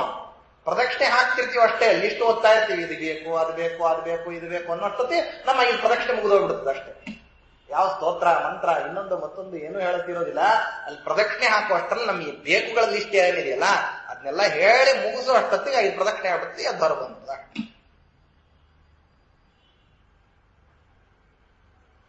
ಆದ್ರೆ ಹನುಮಂತ ದೇವರು ಆ ರೀತಿ ಅಲ್ಲ. ನೀ ಯಾಕೆ ಈ ಕೆಲಸ ಮಾಡ್ತಾ ಇದ್ದಿ ಅಂತ ಕೇಳಿದ್ರೆ ಇದ ರಾಮ ಕಾರ್ಯ, ಇದು ಮಾಡಬೇಕಾದದ್ದು, ಇದನ್ನ ಯಾಕೆ ಮಾಡ್ತಿ ಅಂತನ್ನುವಂತಹ ಪ್ರಶ್ನೆಯೇ ಅಯುಕ್ತ ಅಂತನ್ನೋ. ಭಕ್ತಿದ್ರೇಕ ಲಾಭಶ್ಚ ತವಲಾಭೋ ಹನುಮತಃ. ಯಾವನಿಗೆ ಭಕ್ತಿಯ ವಿವೇಕ ಇದ್ದಂತಹ ವ್ಯಕ್ತಿಗೆ ಭಕ್ತಿಯ ಪ್ರಾಪ್ತಿ ಆಗ್ತದೆ, ಆವಾಗ ಅವನು ಮೋಕ್ಷ ಸಾಧನೆ ಮಾಡ್ತಾನೆ ಅಂತ ಹೇಳಿದ್ರಲ್ಲ. ಇದಕ್ಕೆ ವಿರುದ್ಧವಾಗಿ ಅವಿವೇಕದ ಪ್ರಾಪ್ತಿ ಆದ್ರೆ ನೋಡಿ, ವಿವೇಕಿಯಾಗಿರತಕ್ಕಂತಹ ವ್ಯಕ್ತಿ ತಾನು ಅವಿವೇಕವನ್ನ ತಂದುಕೊಂಡ್ರೆ, ಕೆಲವರು ಬುದ್ಧಿಪೂರ್ವಕವಾಗಿ ಎಲ್ಲ ನಾನಾ ವಿಧವಾದಂತಹ ಚಟಗಳಿಗೆ ಬಲಿಯಾಗ್ತಾರೆ. ದಡ್ರೆ ಯಾರು ಚಟ ಮಾಡೋದಿಲ್ಲ, ಚಟ ಮಾಡೋರೆಲ್ಲ ಸಾಮಾನ್ಯವಾಗಿ ಬುದ್ಧಿವಂತ. ಬುದ್ಧಿಪೂರ್ವಕವಾಗಿಯೇ ಆ ಗೀಳನ್ನ ಅಂಟಿಸ್ಕೊಂಡಿರ್ತಾರೆ. ಅದನ್ನ ಅಂಟಿಸ್ಕೊಂಡಾಗ ಏನಾಗ್ತದೆ ಅಂದ್ರೆ ಬುದ್ಧಿಪೂರ್ವಕವಾಗಿ ತಮ್ಮ ಪ್ರಗತಿಯನ್ನು ತಾವು ನಾಶ ಮಾಡ್ಕೊಳ್ತಾರೆ. ಆರಂಭ ಆದದ್ದಲ್ಲಿ ದುಂದು ಅಂತ ಅನ್ನುವಂತಹ ಒಬ್ಬ ರಾಕ್ಷಸ, ಅವನು ಕಿಷ್ಕಿಂಧಾ ಪಟ್ಟಣದ ಮೇಲೆ ದಾಳಿ ಮಾಡ್ತಿದ್ದ. ಯಾಕೆಂದ್ರೆ ಅವ್ರ ಅಣ್ಣ ಮಾಯಾವಿಯನ್ನ ಈ ವಾಲಿ ಹಿಂಸ್ರಕರಿವರು ಅಂತ ಹೇಳಬಿಟ್ಟು ಕೊಂದಿದ್ದ. ಆ ರಾಕ್ಷಸನನ್ನು ಸಂಹಾರ ಮಾಡಿದ್ದ. ಅವನ ತಮ್ಮ ಇವ ದುಂದು ಏನ್ ಮಾಡಿದ್ದ ಅಂದ್ರೆ ಅಪರಾತ್ರಿಯ ಕಾಲದಲ್ಲಿ ಬಂದು ಕಿಷ್ಕಿಂಧಾ ನಗರದಲ್ಲಿ ಪ್ರಜಾವರ್ಗದವರಿಗೆಲ್ಲ ನಾನಾ ರೀತಿಯಾದಂತಹ ತೊಂದರೆಗಳನ್ನ ಕೊಟ್ಟು ಹೋಗ್ತಿದ್ದಾರೆ. ಇದನ್ನ ಪ್ರಜಾವರ್ಗದವರೆಲ್ಲ ವಾಲಿ ಹೇಳಿದ್ರು, ಇವ ಹಿಂಗೆ ಹಗಲೊತ್ನಲ್ಲಿ ಬಂದ್ರೆ ವಾಸಿ, ಅವನನ್ನ ಏನ್ ಮಾಡ್ಬೋದು ಅಂದ್ರೆ ನಮ್ಮ ಶಕ್ತಿಯಾನುಸಾರವಾಗಿ ಹಿಡಿಯೋದು, ಹೊಡೆಯೋದು, ಅಥವಾ ಅವನ ಕಡೆಯಿಂದ ಸಾಯೋದು, ಎರಡರಲ್ಲಿ ಯಾವ್ದಾರ ಒಂದು ಏನೋ ಒಂದು ಆಗ್ತದೆ. ಆಗ ಅವ ರಾತ್ರಿ ಹೊತ್ತು ಬಂದು ಏನ್ ಮಾಡ್ತಾರೆ ಅಂದ್ರೆ ಪ್ರಸುಪ್ತರಾಗಿರ್ತಕ್ಕಂತಹ ಬಾಲಕರು, ವೃದ್ಧರು ಮತ್ತೆ ಸ್ತ್ರೀಯರಿಗೆಲ್ಲ ತೊಂದರೆಯನ್ನ ಕೊಡ್ತಾನ ಅವನು ದುಂದು. ನಮ್ಗೆ ಏನೂ ಮಾಡ್ಲಿಕ್ಕಾಗ್ತಿಲ್ಲ, ದಯಮಾಡಿ ಕಾಪಾಡು ಅಂತ ಕೇಳ್ತಾರೆ. ವಾಲಿ ಪ್ರಜಾರಂಜಕನಾದಂತಹ ರಾಜ, ಮೊದಲೇ ಬಲಿಷ್ಠ ಪ್ರತಾಪಿ. ಆಯ್ತು ಹೋಗ್ರಿ ನೀವು, ನಾನು ನೋಡ್ಕೊಳ್ತೀನಿ ಅಂದ ಪರಮ ಇವನು ವಾಲಿ ಪ್ರಜಾವರ್ಗದವರಿಗೆ ಅಭಯ ಕೊಟ್ಟು ಬಿಟ್ಟು ಅವತ್ತ ರಾತ್ರಿ ಪಹರೆಯವರು ಯಾರೂ ಇಲ್ಲದೆ ಇರೋ ಹಂಗೆ ಮಾಡಿ ತಾನೇ ಕಾಯ್ಕೋತ ಕುತ್ಕೊಂಡು ಬಂದ ಅವನು ದುಂದು. ಅವನಿಗೆ ಅಷ್ಟರಲ್ಲಿ ಸಂದೇಹ ಬಂತು ದುಂದುವಿಗೆ, ಯಾರು ಪಹರೆಯವರೇ ಇಲ್ಲ, ಇಷ್ಟು ನಿರ್ಮಾನುಷ್ಯವಾಗಿದೆ ಅಂತಂದ್ರೆ ಏನೋ ಅನರ್ಥ ಕಾದಿದೆ ಅಂತ ಹೇಳಿ ನೋಡೋ ಅಷ್ಟರಲ್ಲಿ ಹಿಂದಿನಿಂದ ಹಾರಿ ಬಂದು ವಾಲಿ ಒಂದು ಗುದ್ದು ಗುದ್ದಿದ, ಕೆಳಗೆ ಬಿದ್ದ ಅವನು ದುಂದು. ಸತ್ಯ ಹೋದ ಅಂತ ನೋಡೋ ಅಷ್ಟರಲ್ಲಿ ಕ್ಷಣಾರ್ಧದಲ್ಲಿ ಚೇತರಿಸಿಕೊಂಡು ಓಡ್ಲಿಕ್ಕೆ ಆರಂಭ ಮಾಡ. ಅವ ಎದ್ದು ಓಡ್ತಿರ್ಬೇಕಾದ್ರೆ ವಾಲಿ ಬೆನ್ನಟ್ಲಿಲ್ಲ, ಸುಗ್ರೀವನನ್ನು ಕರೆದ. ನೋಡು, ನಾನು ಅವನನ್ನು ಬೆನ್ನಟ್ಟಿಕೊಂಡು ಹೋಗ್ತಾ ಇದ್ದೀನಿ, ನನ್ನ ಜೊತೆಗೆ ಬಾ, ಅವನನ್ನು ಸಂಹಾರ ಮಾಡಿ ಬರೋಣ. ಅತ್ಯಂತ ಅಣ್ಣನ ಮೇಲೆ ಅಪಾರವಾದ ಪ್ರೀತಿ, ಜೊತೆಗೆ ರಾಜ ಅನ್ನೋ ಭಕ್ತಿ ಸುಗ್ರೀವನಿಗೆ. ಅಣ್ಣನ ಮೇಲೆ ಭಕ್ತಿ, ರಾಜ ಆಗಿದ್ರಿಂದಲೂ ಭಕ್ತಿ, ಜೊತೆಗೆ ಪ್ರೀತಿ, ಅಪಾರವಾದ ಅಭಿಮಾನ. ಬಲಿಷ್ಠ ವಾಲಿ, ಪ್ರೀತಿಸದೇ ಇರಲಿಕ್ಕೆ ಕಾರಣನೇ ಇಲ್ಲ. ಪ್ರಜಾರಂಜಕನಾಗಿರ್ತಕ್ಕಂತಹ ರಾಜ, ಸರ್ವಸ್ವ ಅತ್ಯಂತ ಉದಾರಿ, ಅನೇಕ ಸದ್ಗುಣಗಳಿದ್ವು. ಅವನು ಬೆನ್ನಟ್ಟಿಕೊಂಡು ಹೊರಟ ದುಂದುವನು. ಅವನು ಹೋಗಿ ಏನ್ ಮಾಡ್ದ ಅಂದ್ರೆ ಒಂದು ಗುಹಾದಲ್ಲಿ ಹೋದ. ಇವ ಅವನನ್ನು ಸಂಹಾರ ಮಾಡದೇನೆ ಇವತ್ತು ಪ್ರಜೆಗಳಿಗೆ ಏನ್ ಮಾಡಿದೀನಿ, ವಾಗ್ದಾನ ಮಾಡಿದೀನಿ, ಕೊಲ್ತೀನಿ ಅವನನ್ನ ಅಂತ ಹೇಳಿ. ಬಿಟ್ಟು ಬರೋ ಪ್ರಶ್ನೆನೇ ಇಲ್ಲ. ಹೋದ ಆ ಗುಹೆಯೊಳಗೆ. ದುಂದುವಿಗೂ ವಾಲಿಗೂ ಘನಘೋರವಾದಂತಹ ಯುದ್ಧ. ಅದೇನು ದಿವಸ 2 ದಿವಸ ಅಲ್ಲ, 21 ದಿವಸ ಅವ್ಯಾಹತವಾಗಿ ಯುದ್ಧ ನಡೀತಾ ಇತ್ತು. ಸುಗ್ರೀವ ಹೊರಗೆ ನಿಂತ, ಗುಹೆಯ ಹೊರಗೆ ವಾಲಿ ಹೇಳಿದ್ದ ಅಂತ ಹೇಳಿ ಕಾದ. ದಿವಸ 2 ದಿವಸ, 4 ದಿವಸ, 8 ದಿವಸ, 10 ದಿವಸ, 15 ದಿವಸ, 18 ದಿವಸ ಆದ್ರೂ ಯಾವಾಗ ಬರಲಿಲ್ಲ. ಓಹೋ, ವಾಸ್ತವದಲ್ಲಿ ವಾಲಿ ಸತ್ತೋಗಿರ್ಬೇಕು. ದುಂದು ಏನಾದರೂ ಹೊರಗೆ ಬಂದ್ರೆ ನನ್ನನ್ನು ಎದುರಿಸ್ಬೇಕಾಗ್ತದೆ ಅಂತ ಹೇಳಿ ದುಂದು ಒಳಗಿದ್ದಾನೆ. ಅದಕ್ಕೋಸ್ಕರವಾಗಿ ಈ ದುಂದು ಹೊರಗೆ ಬರೋದೇ ಬೇಡ. ವಾಲಿ ಬದುಕಿದ್ರೆ ಖಂಡಿತ ಹೊರಗೆ ಬಂದೇ ಬರ್ತಿದ್ದ. ವಾಲಿ ಹೋಗಿರ್ಬೇಕು ಅಂತ ಅನಿಸ್ತೆ. ವಾಲಿಯೂ ಬರೋದು ಬೇಡ, ದುಂದುವೂ ಬರೋದು ಬೇಡ ಅಂತ ಯೋಚನೆ ಮಾಡಿ ವಾಲಿಯಿಂದಾಗಿ ದುಂದು ಸತ್ತಿದ್ದಾನೆ ಅಂತ ಯೋಚನೆ ಮಾಡಲಿಲ್ಲ. ದುಂದುವಿನಿಂದಾಗಿ ವಾಲಿ ಸತ್ತಿರಬೇಕು. ಅದಕ್ಕೋಸ್ಕರವಾಗಿ ವಾಲಿ ತಾನು ಹೊರಗೆ ಬಂದಿಲ್ಲ. ಅದಕ್ಕಾಗಿ ವಾಲಿ ಸತ್ತಿದ್ದಾನೆ ಅಂತಂದ ಮೇಲೆ ದುಂದು ಹೊರಗೆ ಬರೋದು ಬೇಡ ಅಂತ ಯೋಚನೆ ಮಾಡ್ದ. ಆ ಗುಹೆಗೆ ಬಂಡೆಗಲ್ಲನ್ನ ಅಡ್ಡಲಾಗಿ ಇಟ್ಟು ಬಿಟ್ಟು ಬಂದುಬಿಟ್ಟ. ಅತ್ತ ಕಡೆಗೆ ದುಂದುವನ್ನು ಸಂಹಾರ ಮಾಡಿ ಗುಹೆ ಹೊರಗೆ ಬರಬೇಕಲ್ಲ. ಆ ಗುಹೆ ಹೊರಗೆ ಬರಬೇಕು ಅಂದ್ರೆ ಇದ್ದದ್ದು ಒಂದೇ ಒಂದು ದ್ವಾರ, ಅದನ್ನೂ ಮತ್ತೆ ಮುಚ್ಚಿಬಿಟ್ಟಿದ್ದಾನೆ. ಅಂದ್ರೆ ಬೆಳಕು ಕಾಣದೇನೆ ವಾಲಿ ಹುಡುಕ್ತಾ ಕೂತ್ಕೊಂಡ. ತಿಂಗಳಗಟ್ಟಲೆ ಹುಡುಕಬೇಕಾಯ್ತು, ಎಲ್ಲಿದೆ ಗುಹೆ ದ್ವಾರ ಅಂತ ಹೇಳಿ. ತುಂಬಾ ಹುಡುಕಿದ ಮೇಲೆ ಹೊರಗೆ ಹೋಗುವಂತ ಬಂಡೆ ಕಾಣಿಸ್ತು. ಬಲಶಾಲಿ ತಳ್ಳಿದ, ಹೊರಗೆ ಬಂದು ನೋಡ್ತಾನೆ, ರಾಜ್ಯದಲ್ಲಿ ಸುಗ್ರೀವ ತಾನು ಪಟ್ಟಾಭಿಷಿಕ್ತನಾಗಿ ಸಿಂಹಾಸನದ ಮೇಲೆ ಕೂತು ಬಿಟ್ಟಿದ್ದಾನೆ. ವಾಲಿ ಏನನ್ಕೊಂಡ, ನಾನು ಸತ್ರ ಸಾಕು ಅಂತ ಯೋಚನೆ ಮಾಡಿ ಇವನೇನು ಮಾಡಿದ್ದಾನೆ ಅಂದ್ರೆ ನನ್ನ ರಾಜ್ಯವನ್ನ ತಾನು ಉಪಭೋಗ ಮಾಡುತ್ತಿದ್ದಾನೆ ಅಂತ ಯೋಚನೆ ಮಾಡಿದ ವಾಲಿ. ಸುಗ್ರೀವನಿಗೆ ಆ ರೀತಿ ಯೋಚನೆ ಇರಲಿಲ್ಲ. ಆದ್ರೆ ವಿವೇಕ ಅನ್ನೋದ ಕೈಯಲ್ಲಿರ್ಲಿಲ್ಲ ವಾಲಿಗೆ. ದುಃಖ, ಆಕ್ರೋಶ, ನಾನು ಹೇಳಿದ ಮಾತು ಕೇಳಲಿಲ್ಲ ಅಂತನ್ನುವಂತಹ ಕೋಪ ಅದೇನು ಮಾಡ್ತು, ವಿವೇಕವನ್ನ ಮುಚ್ಚಿ ಹಾಕ್ತು. ಅವಿವೇಕಿಯಾಗಿ ಏನ್ ಮಾಡ್ದ ಅಂದ್ರೆ ಸುಗ್ರೀವನ ಮೇಲೆ ಯುದ್ಧಕ್ಕೆ ನಿಂತ. ಸುಗ್ರೀವ ತಡಿತಾನೆ, ಓಡಿ ಹೋದ. ಓಡಿ ಹೋದದ್ದಕ್ಕೆ ಅವನ ಸ್ವತ್ತನ್ನೆಲ್ಲ ಅಪಹಾರ ಮಾಡಿಕೊಂಡ, ತನ್ನದಾಗಿ ಇಟ್ಟುಕೊಂಡ. ಅವನ ಹೆಂಡತಿಯನ್ನ ಅಪಹಾರ ಮಾಡಿಕೊಂಡ, ತನ್ನ ಹತ್ರ ಇಟ್ಟುಕೊಂಡ. ಎಲ್ಲ ಮಾಡಿಬಿಟ್ಟು ಸುಗ್ರೀವ ಹತ್ತಿರದಲ್ಲಿಯೇನೆ ಕಿಷ್ಕಿಂಧೆಯಲ್ಲಿ ಇಲ್ಲದೆ ಇರೋ ಹಂಗ್ ಮಾಡ. ಅವನ ಅದಕ್ಕೆ ವಾಲಿ ಎಲ್ಲಿ ಬಂದ್ರೆ ಸಾಯ್ತಾನೆ ಅಂತ ಮಹರ್ಷಿಗಳ ಶಾಪ ಇತ್ತು. ಆ ಶಾಪವನ್ನ ತಾನು ರಕ್ಷಾ ಕವಚವನ್ನಾಗಿ ಮಾಡಿಕೊಂಡು ಕೇವಲ ಕೆಲವು ವ್ಯಕ್ತಿಗಳ ಜೊತೆಗೆ ಅಲ್ಲಿ ವಾಸ ಮಾಡ್ಲಿಕ್ಕೆ ಆರಂಭ ಮಾಡಿದ. ಅವಿವೇಕದ ಪ್ರತಿರೂಪನಾಗಿಬಿಟ್ಟಿದ್ದ ವಾಲಿ. ಏನಾಗ್ತದೆ, ಏನಾಗಿತ್ತು, ಇದು ಯಾಕೆ ಅನರ್ಥ ಆಯಿತು, ಯಾವುದನ್ನು ಕೇಳುವಂತಹ ಸ್ಥಿತಿಯಲ್ಲಿ ವಾಲಿ ಇರಲಿಲ್ಲ. ಅವಿವೇಕದ ಪರಾಕಾಷ್ಠೆ. ನನ್ನ ಮೇಲೆ ನನ್ನ ತಮ್ಮ ಅಸೂಯೆಯಿಂದಾಗಿ ನನ್ನ ರಾಜ್ಯವನ್ನ ಅಪಹಾರ ಮಾಡಿದ್ದಾನೆ. ಅದಕ್ಕೆ ಶಿಕ್ಷಾ ಏನು, ಅವನಿಗೆ ರಾಜ್ಯ ಇರಬಾರದು, ಕೋಶ ಇರಬಾರದು, ಐಶ್ವರ್ಯ ಇರಬಾರದು, ಜನಮನ್ನಣೆ ಸಿಗಬಾರದು, ಸುಖವಾಗಿ ಅವ ಬಾಳಬಾರದು. ಅವಿವೇಕದ ಪರಾಕಾಷ್ಠತೆ ಬಂದಾಗ ಅದನ್ನೇನ್ ಮಾಡಬೇಕಾಗ್ತದೆ, ಉಪಾಯ ಇಲ್ಲದೇನೆ ಅದನ್ನ ಕತ್ತರಿಸಿ ಹಾಕಿ. ಅವಿವೇಕ ವಧ ಪ್ರೋಕ್ತಃ ಅತ್ರ ವಾಲಿ ವಧಸ್ತತ. ಆ ಅವಿವೇಕವನ್ನ ಅಳಿಸಿ ಹಾಕೋದು ಬಿಟ್ಟು ಬೇರೆ ಮಾರ್ಗವೇ ಇರಲಿಲ್ಲ. ಅದಕ್ಕಾಗಿ ನೀನೇನು ಮಾಡಿದಿ, ವಾಲಿಯ ಸಂಹಾರವನ್ನ ಮಾಡಿದಿ. ಸಾಯಬೇಕಾದ್ರೆ ವಾಲಿ ಕೇಳ್ತಾನೆ ರಾಮಚಂದ್ರ ರಾವಣನನ್ನ ನಿಗ್ರಹ ಮಾಡಬೇಕಾಗಿತ್ತು, ಸೀತಾದೇವಿಯನ್ನ ಕರ್ಕೊಂಡ್ ಬರಬೇಕಾಗಿತ್ತು ಅಂತ ಹೇಳಿ ಸುಗ್ರೀವನನ್ನ ಯಾಕೆ ಆಶ್ರಯಣ ಮಾಡ್ಲಿಕ್ಕೆ ಹೋದಿ? ನನಗೊಂದು ಮಾತು ಹೇಳಿದ್ರೆ ರಾವಣ ಇಲ್ಲಿ ನಡ್ಕೊಂಡಲ್ಲ, ತಿಂಡ್ರಕಿ ಉರುಳ್ಕೊಂಡು ಬಂದು ಸೀತಾದೇವಿಯನ್ನು ಒಪ್ಪಿಸಿ ತಪ್ಪಾಯಿತು ಅಂತ ಹೇಳೋಬೇಕು.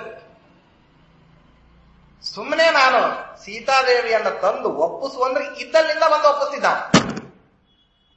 ನೀ ಏನು ಹೋಗೋದು ಬೇಕಾಗಿಲ್ಲ, ಅವನ ಜೊತೆಗೆ ಯುದ್ಧ ಮಾಡೋದು ಬೇಕಾಗಿಲ್ಲ, ಅವನ ಜೊತೆಗೆ ಯುದ್ಧ ಮಾಡ್ಲಿಕ್ಕೆ ನೀನು ಜನಸಂಗ್ರಹ ಮಾಡ್ಕೋಬೇಕಾಗಿಲ್ಲ, ಆ ಯುದ್ಧದಲ್ಲಿ ಸಾವು ನೋವುಗಳ ಅವಶ್ಯಕತೆ ಇಲ್ಲ, ಏನೂ ಇಲ್ಲ. ರಾವಣ ತಾನೇ ಅಯೋಗ್ಯ, ಅವನು ತಾನೇ ಸೀತಾಪಹಾರವನ್ನ ಮಾಡಿದ್ದಾನೆ, ಸೀತಾದೇವಿ ತಾನೇ ವಾಸ್ತವದಲ್ಲಿ ನಿಂಗೆ ಬೇಕಾದವಳು, ಅವಳನ್ನ ಸಂಗ್ರಹ ಮಾಡ್ಕೊಳ್ಳಿಕ್ಕೆ ತಾನೇ ರಾವಣನನ್ನ ಮತ್ತೆ ಸಂಹಾರ ಮಾಡ್ಬೇಕು ಅಂತಿದ್ದೆ. ಅದನ್ನಿಲ್ಲ ಕ್ಷಣಾರ್ಧದಲ್ಲಿ ಸಾಧಿಸ್ತಿದ್ದೆ. ಯಾಕೆ ಬಿಟ್ಟಿ? ಪರಮಾತ್ಮ ನಕ್ಕ. ನನಗೆ ವಾಸ್ತವದಲ್ಲಿ ರಾವಣನನ್ನ ಸೀತಾದೇವಿಯ ಅಪಹರಣದ ನಿಮಿತ್ತವಾಗಿ ಸಂಹಾರ ಮಾಡಬೇಕು ಅಂತಿಲ್ಲ. ಹಾಗೆ ಸೀತಾಪಹರಣದ ನಿಮಿತ್ತವಾಗಿ ಪರಮಾತ್ಮನಿಗೆ ಸಂಹಾರ ಮಾಡಬೇಕು ಅನ್ನುವಂತ ಉದ್ದೇಶ ಇದ್ರೆ ನೀ ಬಂದು ಕ್ಷಮ ಮಾಡ್ಲಿಕ್ಕೆ ಕೇಳ್ಕೊಂಡ್ಬಿಡು, ರಾಮಚಂದ್ರ ನಿನ್ನನ್ನು ಬಿಟ್ಟು ಬಿಡ್ತಾನೆ ಅಂತ ಹನುಮಂತ ದೇವರು ಹೇಳ್ತಾರಲ್ಲ ಸುಂದರಕಾಂಡದಲ್ಲಿ. ಆ ಎಲ್ಲಾ ಮಾತುಗಳು ವ್ಯರ್ಥ ಅಂತ ಆಗ್ತದೆ. ಪರಮಾತ್ಮನ ಉದ್ದೇಶ ಅದಲ್ಲ. ಜಗತ್ತಿನಲ್ಲಿ ಅಪರಾಧಗಳನ್ನ ಮಾಡಿರತಕ್ಕಂಥವ್ರು, ಪರಸ್ವತ್ತನ್ನ ಅಪಹರಿಸಿರತಕ್ಕಂಥವ್ರು, ಅವರು ಎಂದಿಗೂ ಶಿಕ್ಷಾರ್ಹರೇ ಅಂತನ್ನೋದನ್ನ ಪರಸ್ವತ್ತನ್ನ ಅಪಹಾರ ಮಾಡಿದ್ರೆ ಮಾತ್ರ ಶಿಕ್ಷಾರ್ಹರು ಅಂತನ್ನೋದಲ್ಲ, ಪರಪಂಥವನ್ನ, ತನ್ನ ಯೋಗ್ಯವಾಗಿರತಕ್ಕಂತಹ ಮೋಕ್ಷ ಮಾರ್ಗವನ್ನ ಬಿಟ್ಟು ಬಿಟ್ಟು ಬೇರೆ ಮಾರ್ಗವನ್ನ ತುಳಿಯೋರೆಲ್ಲರೂ ಕೂಡ ನನಗೆ ಶಿಕ್ಷೆಗೆ ಅರ್ಹರಾದಂಥವ್ರು, ನನ್ನಿಂದ ಶಿಕ್ಷಾ ಪಡಿಬೇಕು. ನನಗೆ ಯಾಕೆ ಬೇಕು ಈ ಸುಗ್ರೀವ, ಇವನ ಆಶ್ರಯ, ಇವರೆಲ್ಲ ಬರೋದು, ಇವರೆಲ್ಲ ಯುದ್ಧ ಮಾಡೋದು, ಏತನ್ನಿಮಿತ್ತವಾಗಿ ರಾವಣನಿಗೆ ಏನಿಲ್ಲ. ರಾವಣನಿಗೆ ಶಿಕ್ಷಾ ಕೊಡ್ಲಿಕ್ಕೆ ನೀನ್ ಕರಿಬೇಕು, ನಾನು ಕರೆಯೋದು ಬೇಕಾಗಿಲ್ಲ, ಇದ್ದಲ್ಲಿಂದಲೇನೆ ಸಂಹಾರ ಮಾಡಬೇಕು. ಯದ್ಭ್ರೂ ವಿಜೃಂಭೇಣ ಸಶಂಭು ಶಕ್ರಂ ಜಗತ್ ಸಮಸ್ತಂ ನಿಯತಂ ನಿಕಾಮಂ ವಿಶ್ವಸ್ಥಿತಿ ಪ್ರಲಯ ಸರ್ಗ ಮಹಾವಿಭೂತಿ ವೃತ್ತಿ ಪ್ರಕಾಶ ನಿಯಮ ಪ್ರತಿಬಂಧ ಮೋಕ್ಷಾಃ ಯಸ್ಯಾಃ ಅಪಾಂಗಲವಮಾತ್ರತ ಊರ್ಜಿತಾತ ಶ್ರೀಹಿ ಯತ್ತಣಕ್ಷ ಬಲವತ್ ತ್ಯಜಿತಂ ನಮಾಮಿ. ನಾನು ಹೇಳಿದ್ದಕ್ಕೆ ನನ್ನ ಹೆಂಡತಿ ಸುಮ್ಮನೆ ಹುಬ್ಬು ಕೊಂಕಿಸಿದ್ರೆ ಜಗತ್ತಿನಲ್ಲಿ ಸೃಷ್ಟಿ ಸ್ಥಿತಿ ಲಯಾದಿಗಳೆಲ್ಲ ನಡಿಬೇಕಾದ್ರೆ ನಾನ್ ರಾವಣನನ್ನು ಸಂಹಾರ ಮಾಡ್ಲಿಕ್ಕೆ ಇಷ್ಟೆಲ್ಲ ಶ್ರಮ ಪಡ್ಬೇಕೇನೋ? ನಾನು ಶ್ರಮ ಪಡೋ ಅಗತ್ಯ ಇಲ್ಲ. ಇಲ್ಲಿ ಏನಿದೆ ಅಂದ್ರೆ ಅವರವರ ಸಾಧನೆಯನ್ನು ಅವರವರು ಮಾಡೋದಕ್ಕೋಸ್ಕರವಾಗಿ ರಾವಣನ ಸಂಹಾರದ ಕಾರ್ಯದಲ್ಲಿ ತಮ್ಮ ಪಾತ್ರ ಇರಲಿ ಅಂತ ಹೇಳ್ತಾ ಬರ್ತಿದ್ದಾರೆ. ರಾವಣನ ಸಂಹಾರಕ್ಕೆ ತಮ್ಮ ಪಾತ್ರ ಇರಲಿ, ಸೀತಾನ್ವೇಷಣೆಗೆ ತಮ್ಮ ಪಾತ್ರ ಇರಲಿ ಅಂತ ಹೇಳಿ ತಾವು ಬರ್ತಾ ಇದ್ದಾರೆ ಹೊರತು ನಾನು ಯಾರಿಗೂ ನೀವು ಬಂದ್ರೆ ಕೆಲಸ ಆಗ್ತದೆ ಇಲ್ಲ. ನಮ್ಮ ಉತ್ತರ ಕರ್ನಾಟಕ ಕಡೆ ಒಂದು ಗಾದೆ ಮಾತು ಹೇಳ್ತಾರೆ, ಅಕ್ಕ ಸತ್ರ ಅಮಾಶೆ ನಿಲ್ಲುವುದಿಲ್ಲ. ಅಕ್ಕ ಚತುರ್ದಶಿ ಸತ್ರನು ಮಾರನೇ ದಿವಸ ಅಮಾಸಿ ಬರೋ ಪಾಡಿಗೆ ಬರ್ತದೆ, ಅಮಾವಾಸ್ಯೆ ಮುಗಿಯೋ ಪಾಡಿಗೆ ಮುಗೀತದೆ, ಅದ್ರ ಮುಂದಿನ ತಿಂಗಳು ಅಮಾವಾಸ್ಯೆ ಬಂದೇ ಬರ್ತದೆ. ಯಾರು ಕಾಯ್ತಾರೆ ಅಂತ ಅನ್ನಬೇಕಾದ್ರೆ ನಾನು ಯಾರದೇ ಕಾರ್ಯದ ನಿಮಿತ್ತವಾಗಿ ನನ್ನ ಕಾರ್ಯವನ್ನ ಸಾಧಿಸ್ಕೋಬೇಕು, ಯಾರನ್ನೇ ನಿಮಿತ್ತ ಮಾಡಿಕೊಂಡು ನನ್ನನ್ನ ನಾನು ಕಾರ್ಯ ಸಾಧಕತೆಯನ್ನ ತೋರಿಸ್ಬೇಕು ಇಲ್ಲ, ಹಾಗೇನಿಲ್ಲ. ಅದಕ್ಕಾಗಿ ನನಗೆ ಬೇಕಾಗಿರ್ತದೆ ಮತ್ತೇನು, ನನಗ ಅತ್ಯಂತ ಪ್ರೀತ್ಯಾಸ್ಪದನಾದಂತಹ ನಿನ್ನೀ ಸರ್ವಾನರ್ಥಗಳನ್ನ ಪರಿಹಾರ ಮಾಡತಕ್ಕಂಥ ಯಾವ ಅವಿವೇಕದ ನಿಮಿತ್ತವಾಗಿ ಇಂಥ ಅನರ್ಥ ಮಾಡ್ಕೊಂಡ್ಯೋ ನೀನು, ವಿವೇಕಿಯಾದಂತಹ ಹನುಮಂತ ದೇವರನ್ನ ಬಿಟ್ಟಿ. ಜಗತ್ನಲ್ಲಿ ಅವಿವೇಕ ಎರಡು ರೀತಿಯಿಂದ, ಒಂದು ಮನುಷ್ಯ ತಾನೇ ಪರಿಹಾರ ಮಾಡ್ಕೊಳ್ಳಿಕ್ಕಿರ್ತಕ್ಕಂತಹ ಮಾರ್ಗವನ್ನ ವಿಚಾರ ಮಾಡೋದನ್ನು ಬಿಟ್ಟು ಮಾಡ್ಕೊಳ್ಳೋದು ಮೊದಲನೇದು. ಎರಡನೇದು, ಯಾರು ವಿಚಾರ ಮಾಡ್ತಿದ್ರೋ ಅವ್ರ ಮಾತನ್ನು ಕೇಳದೇ ಇರೋದು. ಎರಡು ಅವಕಾಶ ಇದೆ. ಸ್ವಯಂ ವಿವೇಕಿಯಾಗಿಬಿಟ್ರೆ, ಸ್ವಯಂ ವಿಚಾರಶೀಲನಾಗಿಬಿಟ್ರೆ ಅನರ್ಥ ನಡೆಯೋದನ್ನು ತಪ್ಪಿಸ್ಕೋಬಹುದು. ಇದೊಂದು ಉಪಾಯ ಇದೆ. ಎಲ್ಲಾ ಸಮಯದಲ್ಲೂ ತಲೆ ಕೆಲಸ ಮಾಡ್ತದೆ ಅಂತಿಲ್ಲಲ್ಲ. ಹಾಗೆ ಮಾಡದೇ ಹೋದ ಪಕ್ಷದಲ್ಲಿ ಯಾರ ವಿವೇಕಿಗಳು ಇರ್ತಾರಲ್ಲ ಅವರನ್ನ ಕೇಳಿ ಈ ಸಮಸ್ಯೆಗೆ ಏನ್ ಮಾಡಬಹುದು ಪರಿಹಾರ ಅಂತ ಹೇಳಿ ಕಂಡುಕೊಂಡು ಅವರ ದ್ವಾರ ಸಲಹೆಯನ್ನು ತಗೊಂಡು ಮಾಡಬಹುದು. ಹನುಮಂತ ದೇವರು ಇದ್ರು, ವಿವೇಕ ಹೇಳ್ತಿದ್ರು. ವಿವೇಕದಿಂದಾಗಿ ನೀನು ನಡ್ಕೊಂಡಿದ್ರೆ ಅನರ್ಥ ಬರ್ತಿರ್ಲಿಲ್ಲ. ಆದ್ರೆ ಏನ್ ಮಾಡಿದಿ, ಸುಗ್ರೀವನನ್ನ ಹೊರಹಾಕಬೇಕಾದ್ರೆ ಹನುಮಂತ ದೇವರನ್ನು ಹೊರಹಾಕಿ. ಏನಾಯ್ತು, ಅವಿವೇಕ ಬರತಕ್ಕಂತಹ ಎಲ್ಲಾ ವಿಧವಾದಂತಹ ಅವಕಾಶಗಳು ಉಜ್ವಲವಾಗಿ ಬಂದು ವಿವೇಕ ಬರತಕ್ಕಂತಹ ಎಲ್ಲಾ ಬಾಗಿಲುಗಳು ಮುಚ್ಚೋದು. ಪರಿಣಾಮ ಅದಕ್ಕೋಸ್ಕರವಾಗಿ ಅವಿವೇಕಿಯಾಗಿರತಕ್ಕಂತಹ ವಾಲಿಯನ್ನ ಸಂಹಾರ ಮಾಡಲೇಬೇಕಾದಂತಹ ಅನಿವಾರ್ಯತೆ ಬಂತು. ಉತ್ಸಾಹೇನ ತತಸ್ಸಂಗ ಸಾವಿಭೀಷಣ ಮೈತ್ರಿಕಿ. ಯಾವಾಗ ವಿವೇಕ ಚೆನ್ನಾಗಿ ಕೆಲಸ ಮಾಡ್ತದಲ್ಲ ಮನುಷ್ಯನಿಗೆ ಆವಾಗ ಸಹಜವಾಗಿ ಉತ್ಸಾಹ, ಪಾಸಿಟಿವ್ ಲೈನ್ ನಲ್ಲಿ ಉತ್ಸಾಹ ಚೆನ್ನಾಗಿ ಬರ್ತದೆ. ವಿವೇಕ ಚೆನ್ನಾಗಿ ಕೆಲಸ ಮಾಡ್ತಾ ಇತ್ತು, ತನ್ನ ಬುದ್ಧಿವಂತಿಕೆಯಿಂದಾಗಿ ಸಮಸ್ಯೆಯನ್ನು ಪರಿಹಾರ ಮಾಡ್ತಾ ಹೋದಂಗೆ ಮನುಷ್ಯ ಉತ್ಸಾಹಿತನಾಗ್ತಾನೆ. ಹೇಗೆ ಜೀವನ ಮಾಡಬಹುದು, ನನ್ನ ಜೀವನ ಇನ್ನೊಬ್ಬರಿಗೂ ಆದರ್ಶಪ್ರಾಯವಾಗಿರ್ಬೋದು ಹೇಗೆ ಅಂತನ್ನೋದನ್ನ ತನ್ನ ಪ್ರತಿಯೊಂದು ಕರ್ಮಗಳಿಂದ ಪ್ರೂವ್ ಮಾಡ್ತಾ ಹೋಗ್ತಾನೆ. ಅತ್ಯಂತ ಯಶಸ್ವಿಯಾದಂತಹ ಪುರುಷನ ಲಕ್ಷಣ ಇದೆ. ಅದಕ್ಕೆ ಉತ್ಸಾಹದಿಂದಾಗಿ ಹೊರಟ, ಅದಕ್ಕಾಗಿ ಪರಪಕ್ಷದಿಂದ ಬಂದಿದ್ದ ವಿಭೀಷಣ ಸೇರಿಸಬಾರದು ಅಂತ ಎಲ್ಲರೂ ಹೇಳಿದ್ರು. ಆದ್ರೆ ನೋಡ್ರಿ, ವಿವೇಕದ ಪ್ರತಿಮೂರ್ತಿಗಳು ಯಾರು, ಹನುಮಂತ ದೇವರು. ಪರಮಾತ್ಮ ನಿನ್ನನ್ನೇ ನಂಬ್ಕೊಂಡು ಬಂದಿದ್ದಾನೆ, ಅವನನ್ನು ಸೇರಿಸ್ಕೋ ಅಂತ ಹೇಳಿ. ವಿವೇಕ ಕೆಲಸ ಮಾಡಬೇಕಾದ್ರೆ ಉತ್ಸಾಹ ಅದರ ಜೊತೆಗೆ ಸೇರ್ಕೊಳ್ತದೆ ಅನ್ಲಿಕ್ಕೆ ವಿಭೀಷಣ ಬಂದು ನಿನ್ನನ್ನ ಆಶ್ರಯಣ ಮಾಡಿಕೊಂಡು ತಾನೇನು ಮಾಡ್ದ ಅಂದ್ರೆ ನಿನ್ನ ಸೇವಾವನ್ನು ಮಾಡ್ದ. ವಿವೇಕ ಇದ್ರೆ ಉತ್ಸಾಹ ತಾನಾಗೆ ಬರ್ತದೆ.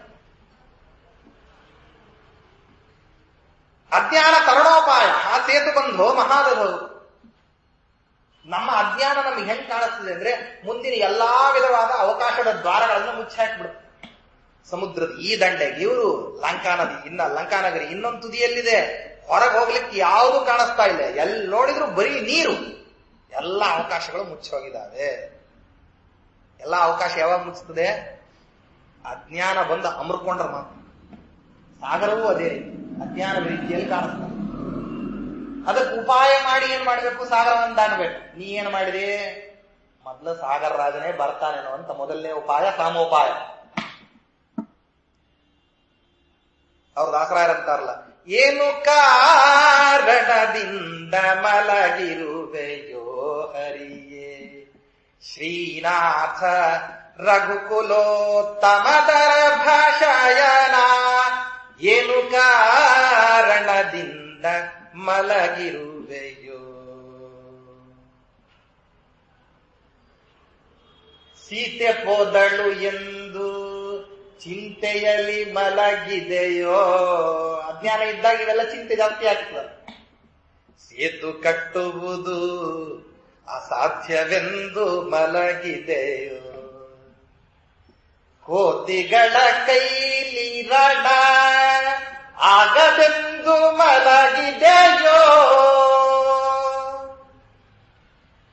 ಜ್ಯೋತಿರ್ಮಯ ಹೇ ಶ್ರೀದರ್ಭ ಶಯನ.